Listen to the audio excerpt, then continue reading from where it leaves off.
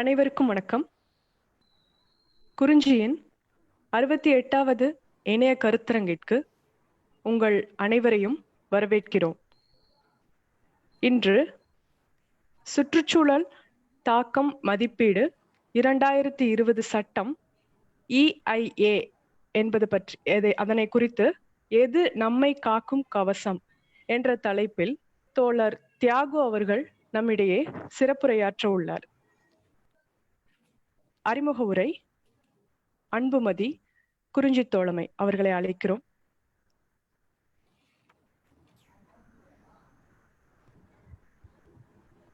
அன்புமதி கேக்குதா? தொடங்கலாம். குறிஞ்சி மகளிர் சிந்தனை களம் சார்பாக சிறப்பாக ஏற்பாடு செய்து மைக் பக்கத்துல வச்சு பேசுங்க. சிறப்பாக ஏற்பாடு செய்து நடைபெற்று வரும் இந்த இணைய வழி கருத்தரங்கில் எனக்கு அறிமுக உரையாற்ற வாய்ப்பளித்த குறிஞ்சி அமைப்பிற்கு முதலில் நன்றிகளை தெரிவித்துக் கொள்கின்றேன். குறிஞ்சி மகளிர் சிந்தனை களத்தின் இன்றைய இணையவழி கருத்தரங்கில் சுற்றுச்சூழல் தாக்கம் மதிப்பீடு 2020 என்கின்ற சட்டத்தினை குறித்து எது நம்மை காக்கும் கவசம் என்ற தலைப்பின் கீழ் சிறப்புரை ஆற்ற உள்ள தோழர் தியாகு அவர்களுக்கும் மற்றும் குறிஞ்சி தோழமைகளான வில்வம், நந்தகுமார், கதிரவன், சுபசெல்வி, கிருஷ்ணபாரதி, நிலா உள்ளிட்ட இந்த இணையவழி கருத்தரங்கில் கலந்து கொண்டுள்ள அனைத்து நண்பர்களுக்கும் அன்புமதியின் அன்பான மாலை வணக்கங்கள். நம்முடைய குறிஞ்சி அமைப்பானது தொடர்ந்து இணையவழி கருத்தரங்குகள் மூலமாகவும் யாழ் கலை இலக்கிய பண்பாட்டு மையத்தின் கருத்தரங்குகள் மூலமாகவும் பொதுமக்களிடையே விழிப்புணர்வையும் புரிதலையும் தொடர்ந்து ஏற்படுத்தி வருகின்ற ஒரு மிகச் சிறப்பானதொரு பணியினை மேற்கொண்டு வருகின்றது. அந்த வகையில் பார்த்தோமானால் இன்றைய இணையவழி கருத்தரங்கமானது மிக அவசியமான ஒரு தலைப்பின் கீழ் குறிஞ்சி அமைப்பு முன்னெடுத்துள்ளது. சுற்றுச்சூழல் தாக்கம் மதிப்பீடு 2020 சட்டத்தின் சாதக பாதகங்களினை எடுத்து கூறி நம்மிடையே சிறப்புரை ஆற்ற வருகை தந்துள்ள தோழர் தியாகு அவர்களுக்கு குறிஞ்சியின் சார்பாக நன்றிகளை தெரிவித்துக் கொள்கின்றோம். தோழர் தியாகு அவர்களை பற்றி கூற வேண்டுமென்றால் விவாதங்கள், கருத்தரங்குகள், மேடை பேச்சுகள் போன்றவற்றின் மூலமாக பொது உடைமை சிந்தனைகள், தமிழ் தேசிய கருத்துக்கள், திராவிட இயக்க சிந்தனைகள் போன்ற முற்போக்கு கருத்துக்களினை மக்களிடம் கொண்டு போய் சேர்க்கும் மிகச் சிறப்பானதொரு பணியினை செய்து வருபவர்தான் தோழர் தியாகு அவர்கள்.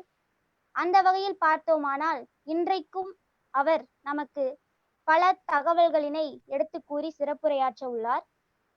சுற்றுச்சூழல் தாக்கம் மதிப்பீடு 2020 சட்டத்தினை குறித்து ஒரு சில கருத்துக்களினை மட்டும் பகிர்ந்து கொண்டு என்னுடைய அறிமுக உரையை நிறைவு செய்ய கடமைப்பட்டுள்ளேன்.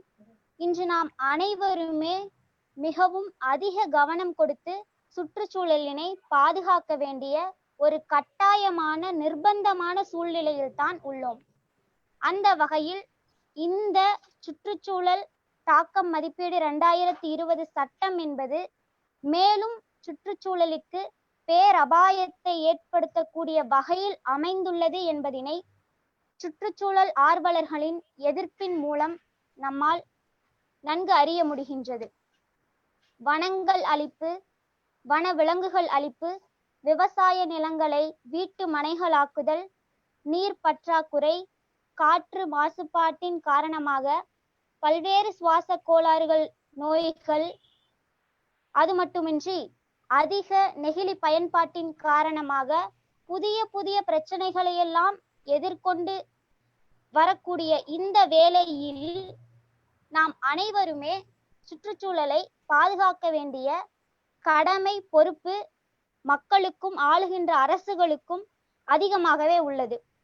பொருளாதார சிக்கல்கள், பேரிடர் கால பேரபாயங்கள் என பல பிரச்சனைகளின் பிடியில் சிக்கியுள்ள பொதுமக்களுக்கு மத்திய அரசின் இந்த சட்டமானது மிகுந்த வருத்தத்தை அளிக்கக்கூடியதாகவும் ஆளுகின்ற அரசுகள் மீதான நம்பிக்கையை முறியடிக்கக்கூடிய வகையிலும் தான் இருக்கின்றது என்பதனை நம்மால் உணர முடிகின்றது. இந்த சட்டத்தினால் எதிர்காலத்தில் சுற்றுச்சூழலின் தன்மை என்பது மிகவும் ஆபத்திற்கு உள்ளாகிவிடும் என்று ஏன் சுற்றுச்சூழல் ஆர்வலர்கள் கருத்து கூறுகின்றனர்? மேலும் இந்த சட்டமானது மாநில அரசுகளின் உரிமையினை பறிக்கும் வகையில் இயற்றப்பட்டுள்ளது என்று ஏன் தொடர்ந்து கூறப்படுகின்றது? பொதுமக்களினை ஒரு பொருட்டாக கூட ஆளும் அரசுகள் மதிக்கவில்லை என்பதனையும், ஏன் இந்த சட்டத்தினை குறித்து பொதுமக்களுக்கு ஆளுகின்ற அரசுகள் தெரியப்படுத்தவில்லை என்பதனையும், இந்த சட்டத்தினால் பெரும் நிறுவனங்களுக்கு அதிக பலன் கிடைக்கும் என்கின்ற கருத்து ஏன் பரவலாக எழுப்பப்படுகின்றது என்பதனையும், இன்றைய காலகட்டத்தில் மிகவும் அவசர கதியாக இந்த சுற்றுச்சூழல் வரைவு தாக்கம் அறிக்கையினை ஆளுகின்ற அரசுகள் வெளியிட்டதின் பின்னணி உள்நோக்கம் என்ன என்பதனை போன்ற பல கேள்விகளுக்கு விளக்கமளித்து நம்முடைய சிறப்புரை ஆற்ற வருகை தந்துள்ள தோழர் தியாகு அவர்களின் உரையினை கேட்க உங்களை போன்று நானும் ஆவலாக உள்ளேன் என்று கூறி எனது அறிமுக உரையினை நிறைவு செய்கின்றேன். நன்றி, வணக்கம். நன்றி அன்புமதி. சிறப்புரையாற்ற தோழர் தியாகு அவர்களை அழைக்கிறோம். வணக்கம் தோழர்களே, நண்பர்களே. குறிஞ்சி மகளிர் சிந்தனை களத்தில் நான் உரையாற்றுவது நேரிலானாலும் இணைய வழியிலானாலும் இது முதல் முறை அல்ல.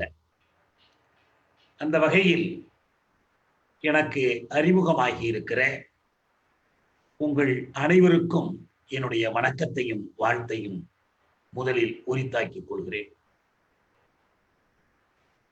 சுற்றுச்சூழல் தாக்க மதிப்பாய்வு EIA என்விரான்மெண்ட் இம்பாக்ட் அசஸ்மெண்ட் என்பதை நான் தமிழில் அப்படித்தான் குறிப்பிடுகிறேன். சுற்றுச்சூழல் தாக்க மதிப்பாய்வு 2020.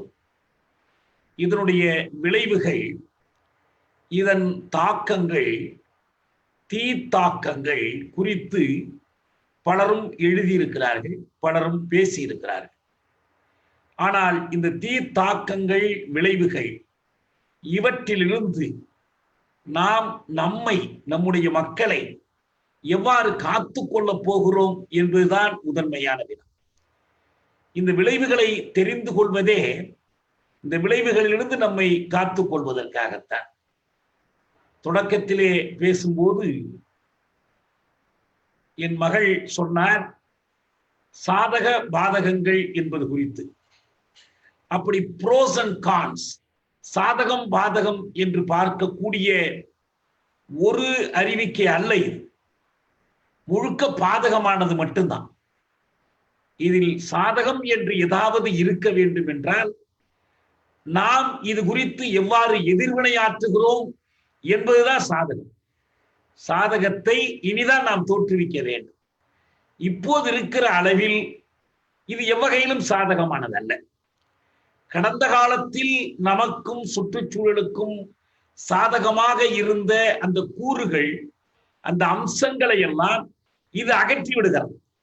முழுக்க முழுக்க இது அவர்களுக்கு, சுற்றுச்சூழலின் பகைவர்களுக்கு, இலாப வேட்டையே தங்களுடைய வாழ்க்கை குறிக்கோளாக கொண்டவர்களுக்கு, அவர்களுக்கு துணை புரிகிற அரசுக்கு சாதகமான ஒரு அறிக்கை தான் இது.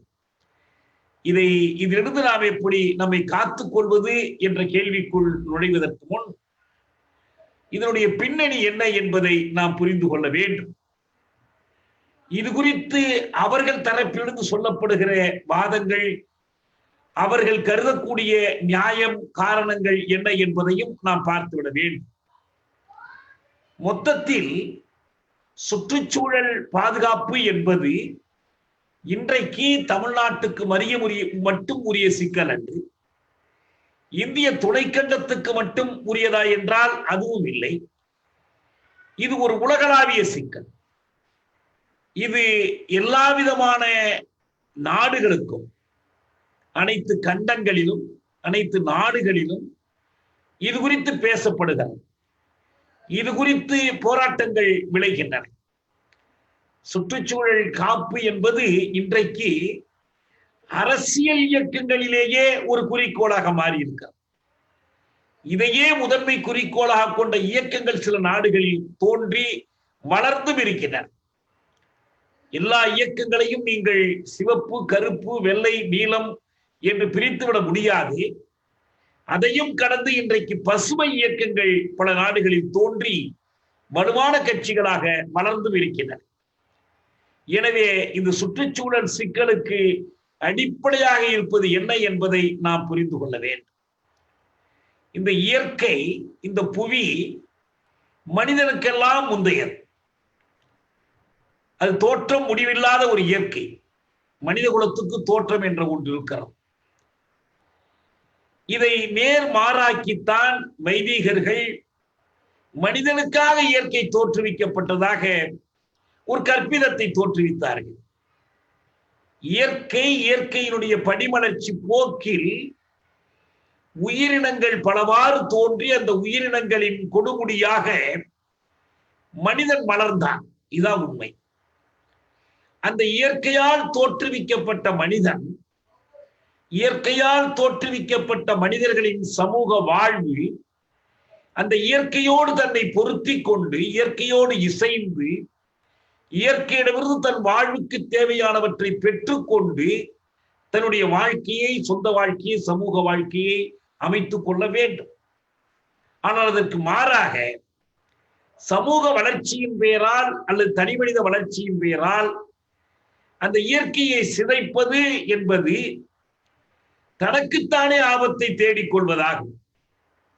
மீன்கள் வாழுகிற ஒரு நீர்நிலையில் நீங்கள் அந்த மீனுக்கு தீவனம் போடுவதாக சொல்லி அந்த மீனுக்கு நஞ்சை விதைத்தால் அது எப்படி மீன்களுக்கு எதிராக அமையுமோ அப்படித்தான் நம்முடைய வளர்ச்சியின் பெயரால், முன்னேற்றத்தின் பெயரால், வாழ்வின் பெயரால் சூழலை கெடுப்பது என்பது எதிர் விளைவுகளை நம்முடைய அழிவுக்கு வழிகோடிவிடும் என்பதுதான் இன்றைக்கு எச்சரிக்க வேண்டிய செய்தி. இந்த உலகம் அழிந்து விடும் என்று ஏதோ கற்பனையாக சொல்லப்படுவதல்ல, அச்சுறுத்துவதற்காக சொல்லப்படுவதல்ல. நம்மிடம் வேறு விதமான நம்பிக்கைகளை தோற்றுவிப்பதற்காக சொல்லப்படுவதல்ல. உண்மையிலேயே இந்த உலகம் இப்போது நாம் உரிய நடவடிக்கைகளை எடுத்துக்கொள்ள தவறினால் அழிந்துதான் போகும். வருமுன்னர் காவாதான் வாழ்க்கை எரிமுன்னர் வைத்தூர் போல கெடும் என்றார் வள்ளுவர். நாம் வருமுன்னர் காக்க வேண்டிய தேவையில் இருக்கிறோம். அந்த நோக்கத்தில் தான் பேசிக் கொண்டிருக்கிறோம். இந்த ஆபத்தை நாம் உணர வேண்டும். அதை உணராதவர்களால் கொண்டு வரப்பட்டிருக்கிற ஒரு புதிய ஏற்பாடுதான் இந்த EIA 2020 எனப்படுகிற இந்த வரைவு அறிக்கை. அதற்கான ஒரு டிராஃப்ட். இது வரைவாகவே இருந்து நுழைந்து விட்டால் நமக்கு கவலை இல்லை. இந்த வரைவு உயிர் பெற்றுவிடும் என்ற அச்சத்தோடு தான் நாம் இவ்வளவு பேசிக் கொண்டிருக்கிறோம். அப்படி உயிர் பெற்று விட்டாலும் நாம் இந்த போராட்டத்தை விட முடியாது. இதனை எப்படி தடுத்து நிறுத்துவது, எப்படி அதனுடைய விளைவுகள் இருந்து நம்மை காத்துக் கொள்வது என்று பேச வேண்டியவர்களாக இருக்கிறோம். மனிதனுக்கும் இயற்கைக்குமான உறவை பற்றி மார்க்சிய பேராசான்கள் பேசினார்கள். கோத்தா வேலை திட்டம் என்ற ஒரு சோசியலிச கட்சியினுடைய வேலை திட்டத்தை குறித்து காரல் மார்க்சிடம் குறிப்புகள் கேட்ட போது அவர் எழுதினார். இந்த வேலை திட்டத்தினுடைய முதல் கூறு, இதனுடைய முதல் சொல்லியம் அல்லது வாக்கியம் என்ன சொல்கிறது என்றால், செல்வம் பண்பாடு அனைத்துக்கும் உழைப்பே ஆதாரம் என்று சொல்கிறார். Labour is the source of all wealth and culture என்று சொல்கிறார். மார்க்ஸ் ஓர குறிப்புகளில் உடனே எழுதினார், இது தவறு என்று எழுதினார். This is wrong. செல்வம் பண்பாடு அனைத்துக்கும் உழைப்பே ஆதாரம், உழைப்பே ஊற்றுக்கண் என்பது பிழை. இயற்கையும் உழைப்பும் ஆதாரங்கள் என்பதுதான் சரி. Nature and wealth are the source of all wealth and culture. William பெட்டியினுடைய ஒரு மேற்கோளை அவர் எடுத்து காட்டினார். செல்வத்துக்கும் பண்பாட்டுக்கும் தாய் இயற்கை என்றால் தந்தை உழைப்பை போல. இந்த இரண்டும் சேர்ந்தால்தான் செல்வ பெருக்கம் நடக்கும். உழைப்பு மட்டும் வைத்துக் கொண்டு எதுவும் செய்ய முடியாது. உழைப்பை எந்த மூலப்பொருள் மீது செலுத்துவது, அந்த மூலப்பொருள் உங்களுக்கு எங்கிருந்து கிடைக்கும்?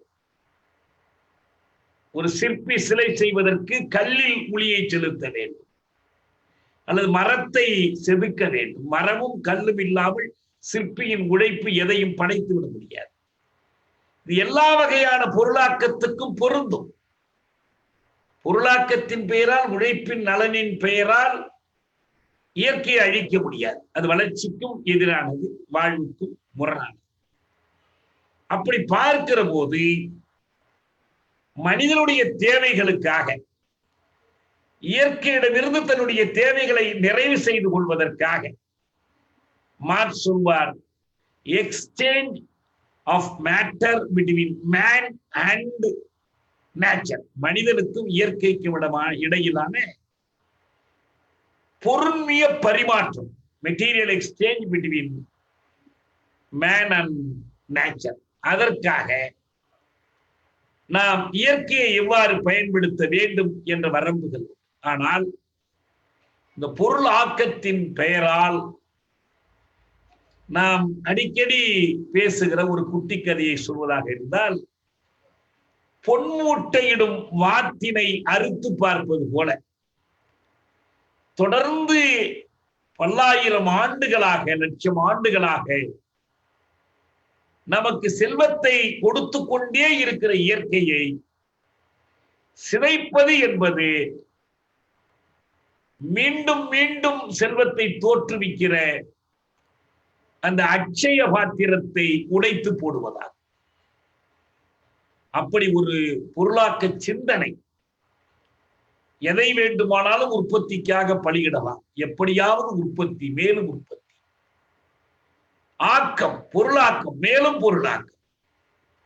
மனிதனுக்கு தேவையானவற்றை படைப்பதற்காக இயற்கையோடு மல்லுக்கு நிற்பது, இயற்கையிடமிருந்து பறித்தெடுப்பது, இது போன்ற சொல்லாட்சிகளே இயற்கை எதிர்ப்பு சிந்தனையிலிருந்து விளைந்தவை. அதிலும் குறிப்பாக தொழிற்புரட்சி வந்ததற்கு பிறகு புதிய ஆலை தொழில்களுக்கு ஏராளமான மூலப்பொருட்கள் தேவை. எனவே மண்ணிலிருந்து அவற்றை விரைவாகவும் செறிவாகவும் விளைத்தெடுக்க வேண்டும். அவற்றிலிருந்து ஆக்கப்படுகிற அந்த புதிய ஆக்க பண்டங்களுக்கு தேவையான ஆற்றல், எனர்ஜி, அதனுடைய சோர்ஸ், இந்த ஆற்றல் மூலங்கள், விரைவாக ஆற்றலை தோற்றுவிக்க வேண்டும். அது மின்னாற்றல் என்றாலும் வேறு ஆற்றல் என்றாலும் இதை இயற்கையிடமிருந்து நாம் விரைந்து எடுக்க வேண்டும்.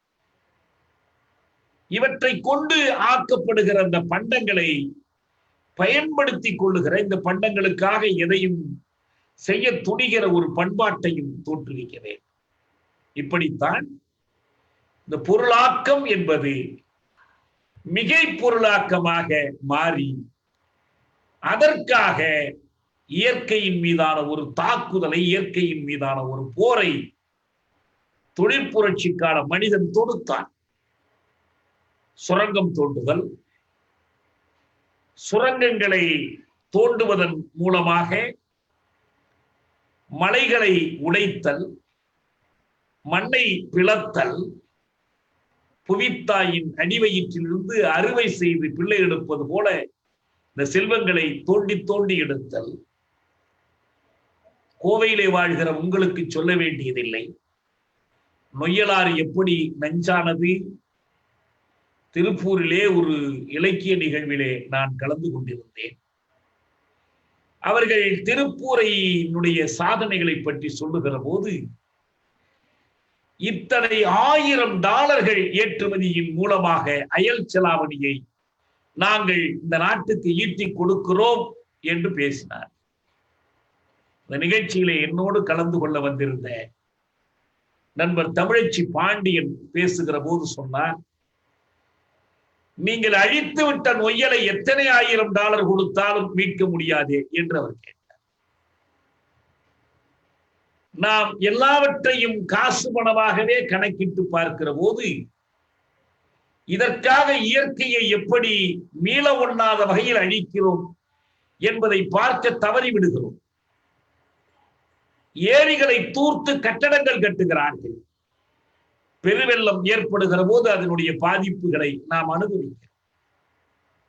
இந்த சென்னை நகரத்திலேயே எத்தனை ஏரிகள் தூர்க்கப்பட்டு விட்டன. தனியார் கட்டடம் கட்டுவது மட்டுமல்ல, அரசு வீட்டு வசதி வாரியம் ஏரிகளை தூர்த்து விட்டு கட்டடம் கட்டுகிறது. ஒரு நீதிமன்றத்திலே தீர்ப்பளிக்கிறார்கள், ஏரிகளை தூர்த்து கட்டடம் கட்டக்கூடாது என்று. மதுரையில இருக்கிற சென்னை உயர் நீதிமன்ற கிளை தீர்ப்பளிக்கிறார்.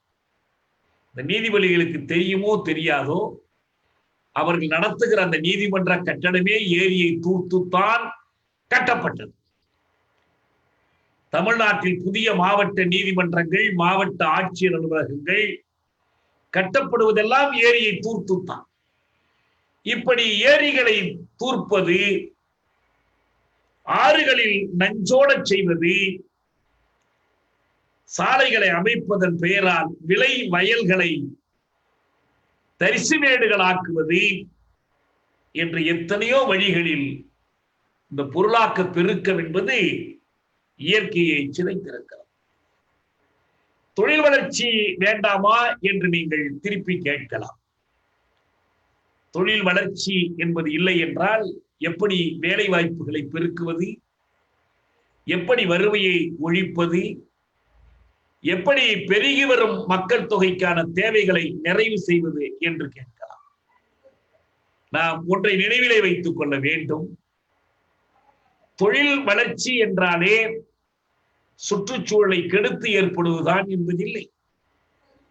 பிரித்தானியருடைய காலனியாக இந்த இந்திய துணைக்கண்டம் இருந்தபோது இந்தியாவில் அடங்கிய பல்வேறு தேசங்கள், நாடுகள், குறுநிலங்கள் பிரிட்டனுக்கு அடிமைப்பட்டிருந்த போது இந்த நாட்டில் தொழில் வளர்ச்சி இருந்தது. இன்னும் சொல்ல போனால் பிரித்தானியரும் மற்ற மேற்கத்திய வல்லரசுகளும் இந்தியாவிற்கு நுழைகிற போது அந்த நாடுகளை காட்டிலும் கூடுதல் தொழில் வளர்ச்சி பெற்ற நாடாக இந்தியா இருந்தது.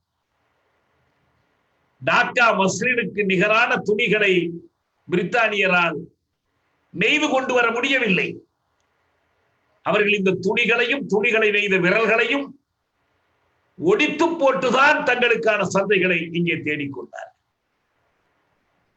பிரித்தானியர் இந்தியாவிலே காலனி அமைத்த காலத்தில், கிழக்கிந்திய கம்பெனியாக வந்து சேர்ந்த காலத்தில்,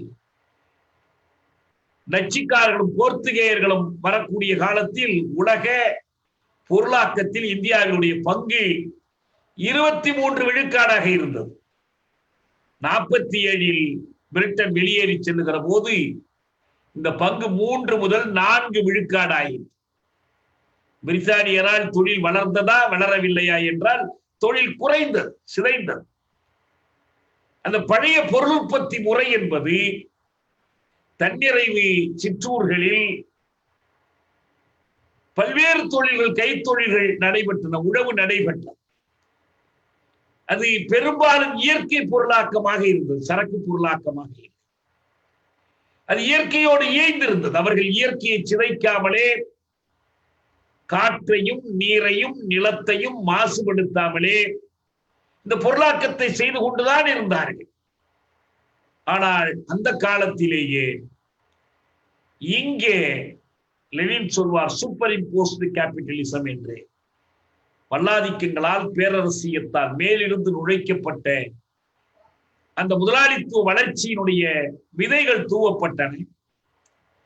புதிய ஆலை முதலாளிகள் தோன்றினார்கள், புதிய ஆலைகள் பிறந்தன, ஆலை சங்குகள் ஒலித்தன. இங்கிருந்து பிரிட்டனுக்கு ஏற்றுமதி செய்யப்பட்ட அதே பருத்தியை இந்த நாட்டிலே பயன்படுத்தி சுதேசி ஆலைகள் தோற்றுவிக்கப்பட்டன. 1907ஆம் ஆண்டிலேயே ஜாம்ஷெட்பூரில் டாட்டாவினுடைய இரும்பு உரு காலை தொடங்கப்பட்டு விட்டது. இந்த புதிய தொழில் வளர்ச்சி என்பதை ஒரு பக்கம் வரவேற்றுக் கொண்டே இன்னொரு பக்கம் இது குறித்து ஒரு எச்சரிக்கை உணர்வை காந்திய பசுமை இயக்கம் வளர்த்தது. ஒரு நேரத்தில் செவ்வியக்கத்தவர்களால் காந்திய பசுமை இயக்கம் சர்வோதயம் என்பதெல்லாம் கேலிக்குரியதாக பார்க்கப்பட்டது, அறிவியலுக்கு முரணானதாக பார்க்கப்பட்டது. ஆனால் பிற்காலத்தில் வளர்ந்து வரக்கூடிய சூழலியல் பற்றிய விழிப்பின் விதைகள் அந்த இயக்கங்களுக்குள் இருந்தன என்று இப்போது நாம் புரிந்து கொள்ள முடியும். அந்த கோணத்தில் அவர்கள் தொழிலை பார்த்தார்கள். அந்த கோணம் தேவைப்படுகிற ஒன்று. வெறும் பொருளாக்க பெருக்க மட்டுமே என்பதில்லை. ஆனால் அவர்கள் கையிலே முழுமையான அதிகாரம் வந்ததற்கு பிறகு அவர்கள் இந்த தொழில் பெருக்கம், சுரங்கங்கள் தோண்டுவது, புதிய மாழை ஆலைகள், அதாவது உலோக ஆலைகளை அமைப்பது என்பதிலெல்லாம் பெரிதும் கவனம் செலுத்தினார்கள். இரும்பை காய்ச்சி உருக்கிடுவீரே, எந்திரங்கள் செய்திடுவீரே, ஆயுதம் செய்வோம், நல்ல காகிதம் செய்வோம், நல்ல ஆயுதம் செய்வோம். இதற்கு எதையும் வழி கொடுக்கலாம் என்ற பார்வை ஆளுமிருகங்களிடம் வளர்ந்தது. The commanding heights of Indian economy என்று பண்டித ஜேரு முழங்கினார். இந்த புதிய தொழில் வளர்ச்சியை பார்த்துத்தான் அவர் இப்படி செய்தார். இந்த பொருளாக்க பெருக்கத்தின் பகுதியாக ஏற்படக்கூடிய சூழலியல் தாக்கம், பாதிப்புகள் குறித்து போதிய விழிப்புணர்வு தொழிலாளர் வகுப்பிடமும் வளரவில்லை, ஆளு வகுப்பிடமும் வளரவில்லை, பொதுவான மக்கள் சமூகம், அறிஞர்களிடமும் இது வளரவில்லை. இங்கொன்றும் அங்கொன்றுமாக சில குரல்கள் கேட்டனவே தவிர அவை போதிய வலுப்பெறாமல் போய்விட்டன. இன்னொரு பக்கம் மேலை நாடுகளில் தொழில் வளர்ச்சி ஏற்படுகிற போதே இதற்கு எதிரான இந்த பசுமை எச்சரிக்கைகளும் தோன்ற தொடங்கின. இந்த இடத்தில் நான் ஒன்றை சொல்ல வேண்டும். இது என்னவென்றால், முதலிய சமூகம், அதாவது நீங்க முதலாளித்துவம் என்று சொல்கிற அந்த முதலிய சமூகம், அது சுழல்கிற அச்சாணியாக இருப்பது லாப பெருக்கம் தான், ஈட்டம் தான். பொருளாக்கம் கூட அவர்களுக்கு எதற்காக தேவைப்படுகிறது என்றால், மிகை மதிப்பை உருவாக்க வேண்டும். நீங்கள் மிகை மதிப்பை தொடர்ந்து உருவாக்குவது மட்டுமல்ல, தொடர்ந்து பெருக செய்ய வேண்டும். முதலியத்தை இயக்கும் நெறி எது என்றால், அதனுடைய இயக்கு விசை, the motive force of capitalism is profit. எனவே மென்மேலும் மிகை மதிப்பை படைப்பதற்கு, லாபம் ஈட்டுவதற்கு அல்லது ஈட்டம் பெறுவதற்காக நான் ஈட்டம் என்று சொல்லுகிறேன். லாபத்தை, இந்த ஈட்ட வெறி அது இயற்கையை சிதைக்கிறது. அது இயற்கையை பற்றி, இயற்கை சூழலை பற்றி, சுற்றுச்சூழலை பற்றி கொஞ்சம் கூட கவலைப்படுவதில்லை. ஜெகநாத தேரிலே பக்தர்கள் அறைபடுவது போல முதலியத்தின் இலாப தேரிலே இயற்கை நசுங்குபடுகிறது. அப்படிப்பட்ட ஒரு வளர்ச்சி இன்றைக்கும் நாம்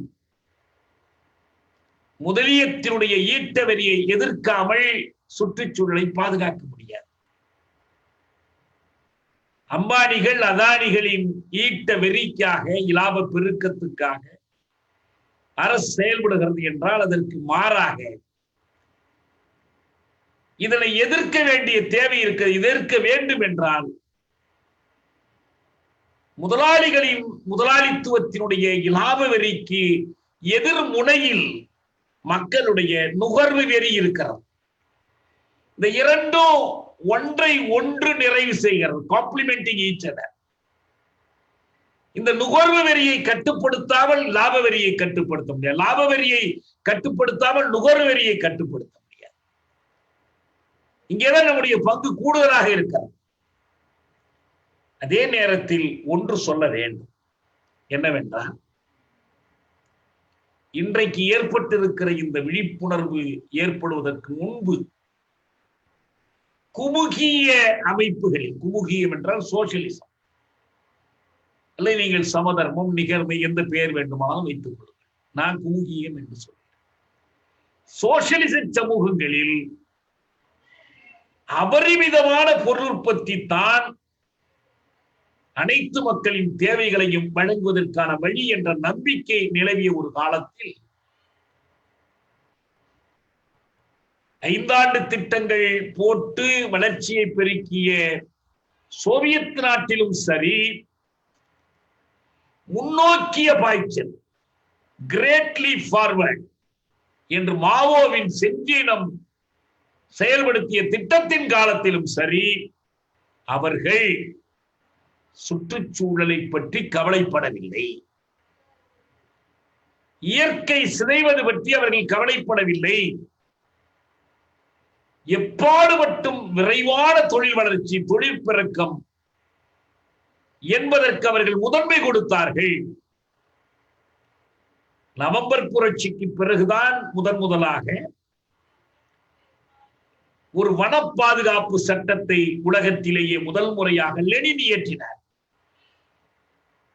வனங்களை பாதுகாக்க வேண்டும் என்பதை ஒரு அரசின் கடமையாக லெனின் உணர்த்தினார். சோவியத் அறிவியலாளர்கள் உயிரின சூழல், உயிரின மண்டலம் என்ற ஒரு அறிவியலையே வளர்த்தார்கள். ஆனால் அடுத்து வந்த காலத்தில் இவை பின்னுக்கு போய்விட்டன. ஸ்டெகானோவிக் மூவ்மெண்ட் இயக்கம் என்று ஸ்டாலின் காலத்தில் ஒரு இயக்கம் நடத்தப்பட்டது. சுரங்கங்களிலிருந்து அதிகபட்சமாக பெருந்தொகையாக நிலக்கரியை தோண்டி எடுப்பது, அதை ஒரு வீர சாதனையாக காட்டுவது என்ற அணுகுமுறை எல்லாம் வந்தது. அதே போலத்தான் சீனத்திலும் நடந்தது. ஆனா இன்றைக்குத்தான் நமக்கு இந்த சூழலியல் விழிப்பு வளர்ந்திருக்கு. நம்மை பொறுத்தவரை அது முதலியமானாலும் குறுகியமானாலும், whether it is capitalism or socialism, பொருளாக்கத்தையே குறியாக வைத்துக் கொண்டு இயற்கை சுற்றுச்சூழலுக்கு எதிரான சிந்தனை என்பதை நாம் ஏற்றுக்கொள்ள முடியாது. இப்போது இந்த மாற்றங்கள் வந்து கொண்டிருக்கின்றன. முதலியத்தின் இயல்பே சுற்றுச்சூழலை, இயற்கையை பற்றி கவலைப்படாத லாப வெறியோடு கூடிய மிகையான பொருளாக்கம் என்பதற்கு மறுபக்கம் பொருளாக்கம் என்பதனுடைய தேவையை சரியாக புரிந்து கொள்ளாத ஒரு நிலையில் மார்க்சியத்தினுடைய பொருளியல் கோட்பாட்டையே புரொடக்ஷனிசம், பொருளாக்கவாதம், பொருளாக்க கொள்கை என்று தவறாக புரிந்து கொண்டு பல பிறழ்வுகள், பல பிழைகள் நேரிட்டன. சோசியலிசத்தின் கீழ் வருகிற பிழைகள் முதலிய பேரரசியம், ஏகாதிபத்தியத்தின் நெருக்குதலால் வரக்கூடியவை என்று லெனின் சொல்வார். இந்த நெருக்கடி என்பது மக்களின் வாழ்க்கை தரத்தை உயர்த்துவதிலான போட்டி என்ற வழியிலே வருகிறது, சந்தை போட்டியாக வருகிறது. போர்களின் போது அந்த போர்களை எதிர்த்து தங்களை பாதுகாத்து நின்று கொள்வதற்காக படைக்கலன்களை பெருக்குவது என்ற கோணத்திலே வருகிறது. அமெரிக்கா அணுகுண்டு செய்தால் சோவியத் யூனியனும் செய்யும். அமெரிக்கா புதுவகை குண்டு செய்தால் இவர்களும் புதுவகை குண்டு செய்யும். இதெல்லாம் ஏற்படுத்தக்கூடிய விளைவு என்பது நாட்டின் பொருளியலை மட்டுமல்ல, சூழலியலையும் சிதைக்கிறது என்பதுதான் நமக்கான ஒரு பட்டறிவாக இருக்கிறது. அந்த முறையில் நான் விரைவாக இந்தியாவில் இது எப்படி நடைபெற்றது என்பதற்கு வருகிறேன். 80களில் இந்த சூழலியல் விழிப்பு வளர்ந்த ஒரு கட்டத்தில் தான், இன்னும் சொல்ல போனால் 70களில் 72ஆம் ஆண்டு ஒரு வன உயிர்கள், காணுயிர்கள் பாதுகாப்பு சட்டம் இந்த நாட்டில் வந்தது. பிறகு நீர்நிலைகள் பாதுகாப்பு சட்டம் 81இல் வந்தது. இப்படி சில சட்டங்கள் வந்தாலும் இவற்றை பாதுகாக்க வேண்டும் என்ற உண்மையை சமூகமும் அரசும் அறிந்தேற்பதன் அடையாளமாக இருந்தனவே தவிர இவற்றை பாதுகாப்பதற்கு பெரிதாக அவை பயன்படவில்லை. 84ஆம் ஆண்டு போபால் நிகழ்வுதான் 84 டிசம்பர் 2ஆம் தேதி இரவு நடந்த ஒரு பெரிய விபத்து. அது விபத்தல்ல, தவிர்க்க முடிந்தும் தவிர்க்காமல் விட்ட படுகொலை என்று அறிவியல் அறிஞர்கள் சொன்னார். யூனியன் கார்பைட் விபத்து, மெத்தில் ஐசோசயனைட் என்ற நச்சுவாயு வெளியேறியது. விளைவு ஒரே இரவில் ஆயிரக்கணக்கானவர்கள் அப்படியே விழுந்து விழுந்து மடிந்தார்கள். சில நேரம், சில மணி நேரம் அவர்கள் துடித்தார்கள், வலி ஒன்றும் எதுவும் இல்லை, உடனே அப்படியே விழுந்து மடித்தார்கள். அவ்வளவு மோசமான நச்சுவாயு பரவிக்கொண்டிருப்பதற்கான அடையாளமே இல்லாமல் அவர்கள் மடிந்தார்கள். ஆயிரக்கணக்கானவர்கள் மடிந்தார்கள், லட்சக்கணக்கானவர்கள் அதனால் நோயுற்றார்கள். பல்லாண்டு காலத்திற்கு மீள முடியாதபடி அந்த நோய்களால் அவர்கள் தாக்குற்றார்கள். அந்த 84 போபால் விபத்து, நச்சுவாய் விபத்து அல்லது போபால் படுகொலை, அதுதான் நாட்டில் ஒரு பெரிய விழிப்புணர்வுக்கு வழிவகுத்தது. போபால் நிகழ்வு தொடர்பாக சென்னையிலே ஒரு நிகழ்ச்சி, கேரளத்தில் இருந்து அறிவியல் இயக்கத்தை சேர்ந்த, அவருடைய பெயர் இக்பால் என்று நினைக்கிறேன், அவர் பேசுவதற்காக வந்திருந்தார். பேசும்போது சொன்னார், நான் தொடர்வண்டி நிலையத்திலே இருந்து இறங்கி இந்த அரங்கத்திற்கு வருகிற வழியில் நிறைய இடங்களில் எவரடி மின்கல விளம்பரங்களை நான் பார்த்தேன். எவரடி பேட்டரி செல், அதை விளம்பரப்படுத்துகிற விளம்பரங்களை பார்த்தேன். என் கை துருதுருத்தது. என் கையிலே ஒரு குச்சம் எடுத்து போய் அவற்றை அழிக்க வேண்டும், கரிமை பூசி அழிக்க வேண்டும் என்று நான் துடித்தேன்.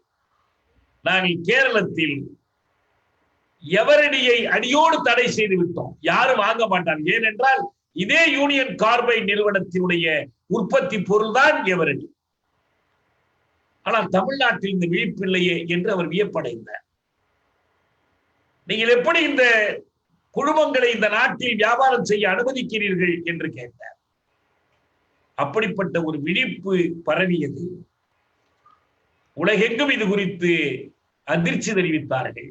யூனியன் கார்பைட் நிறுவனத்தில் ஏற்பட்ட அந்த விபத்து, அதனால் ஏற்பட்ட கொலைகள், மனித உயிர்கள் இவ்வளவு மலிவாகிவிட்டன. இன்றைக்கு இந்த அரசுக்கு இதை பற்றி பெரிய கவலையே இல்லை. அவர்களை பொறுத்தவரை இதில் இழப்பீடு பெற்றுக் கொடுப்பதிலே கூட அவர்களுக்கு அக்கறை இல்லை. இந்த நிறுவன முதலாளிகளை தப்ப விடுவதிலும், வழக்கை ஒன்றுமில்லாமல் நடிப்பதிலும், இழப்பீடு கிடைக்க விடாமல் செய்வதிலும், கிடைத்தாலும் காலம் கடத்துவதிலும் தான் குறியாக இருந்தார். ஆனால் அந்த 84 டிசம்பர் 2 இரவு நடந்த அந்த விபத்து தான் இந்த நாட்டில் முதலாக ஒரு முழுமையான சுற்றுச்சூழல் பாதுகாப்பு சட்டத்துக்கு வழிவகுத்தது. 86ஆம் ஆண்டு ஒரு சுற்றுச்சூழல் பாதுகாப்பு சட்டம் வந்தது. 72 வந்த காணுயிர் பாதுகாப்பு சட்டம், 74 வந்த நீர்நிலை பாதுகாப்பு சட்டம், 81 வந்த காற்று மாசு தடுப்பு சட்டம், இவற்றை எல்லாம் ஒவ்வொரு பகுதி சிக்கலை அணுகின. ஆனால் சுற்றுச்சூழலின் எல்லா கூறுகளையும் உள்ளடக்கிய சட்டமாக 86ஆம் ஆண்டு என்விரான்மெண்ட் புரொடெக்ஷன் ஆக்ட் என்பது இந்தியாவில் வந்த முதல் சுற்றுச்சூழல் பாதுகாப்பு சட்டம். இந்த சட்டத்தின் கூறுகளை, விதிகளை, இவற்றை வெறும் விருப்பங்களாகவே நின்று விடாமல், கனவுகளாகவே ஒடுங்கி விடாமல் செயல்படுத்துவதற்கான வழிவகைகளை பற்றி வல்லுநர்கள் கவலைப்பட்டார்கள். அவர்களது முன்மொழிவுகளை தந்தார்கள். இந்த இடத்தில் நாம் ஒன்றை நினைவுபடுத்திக் கொள்ள வேண்டும்.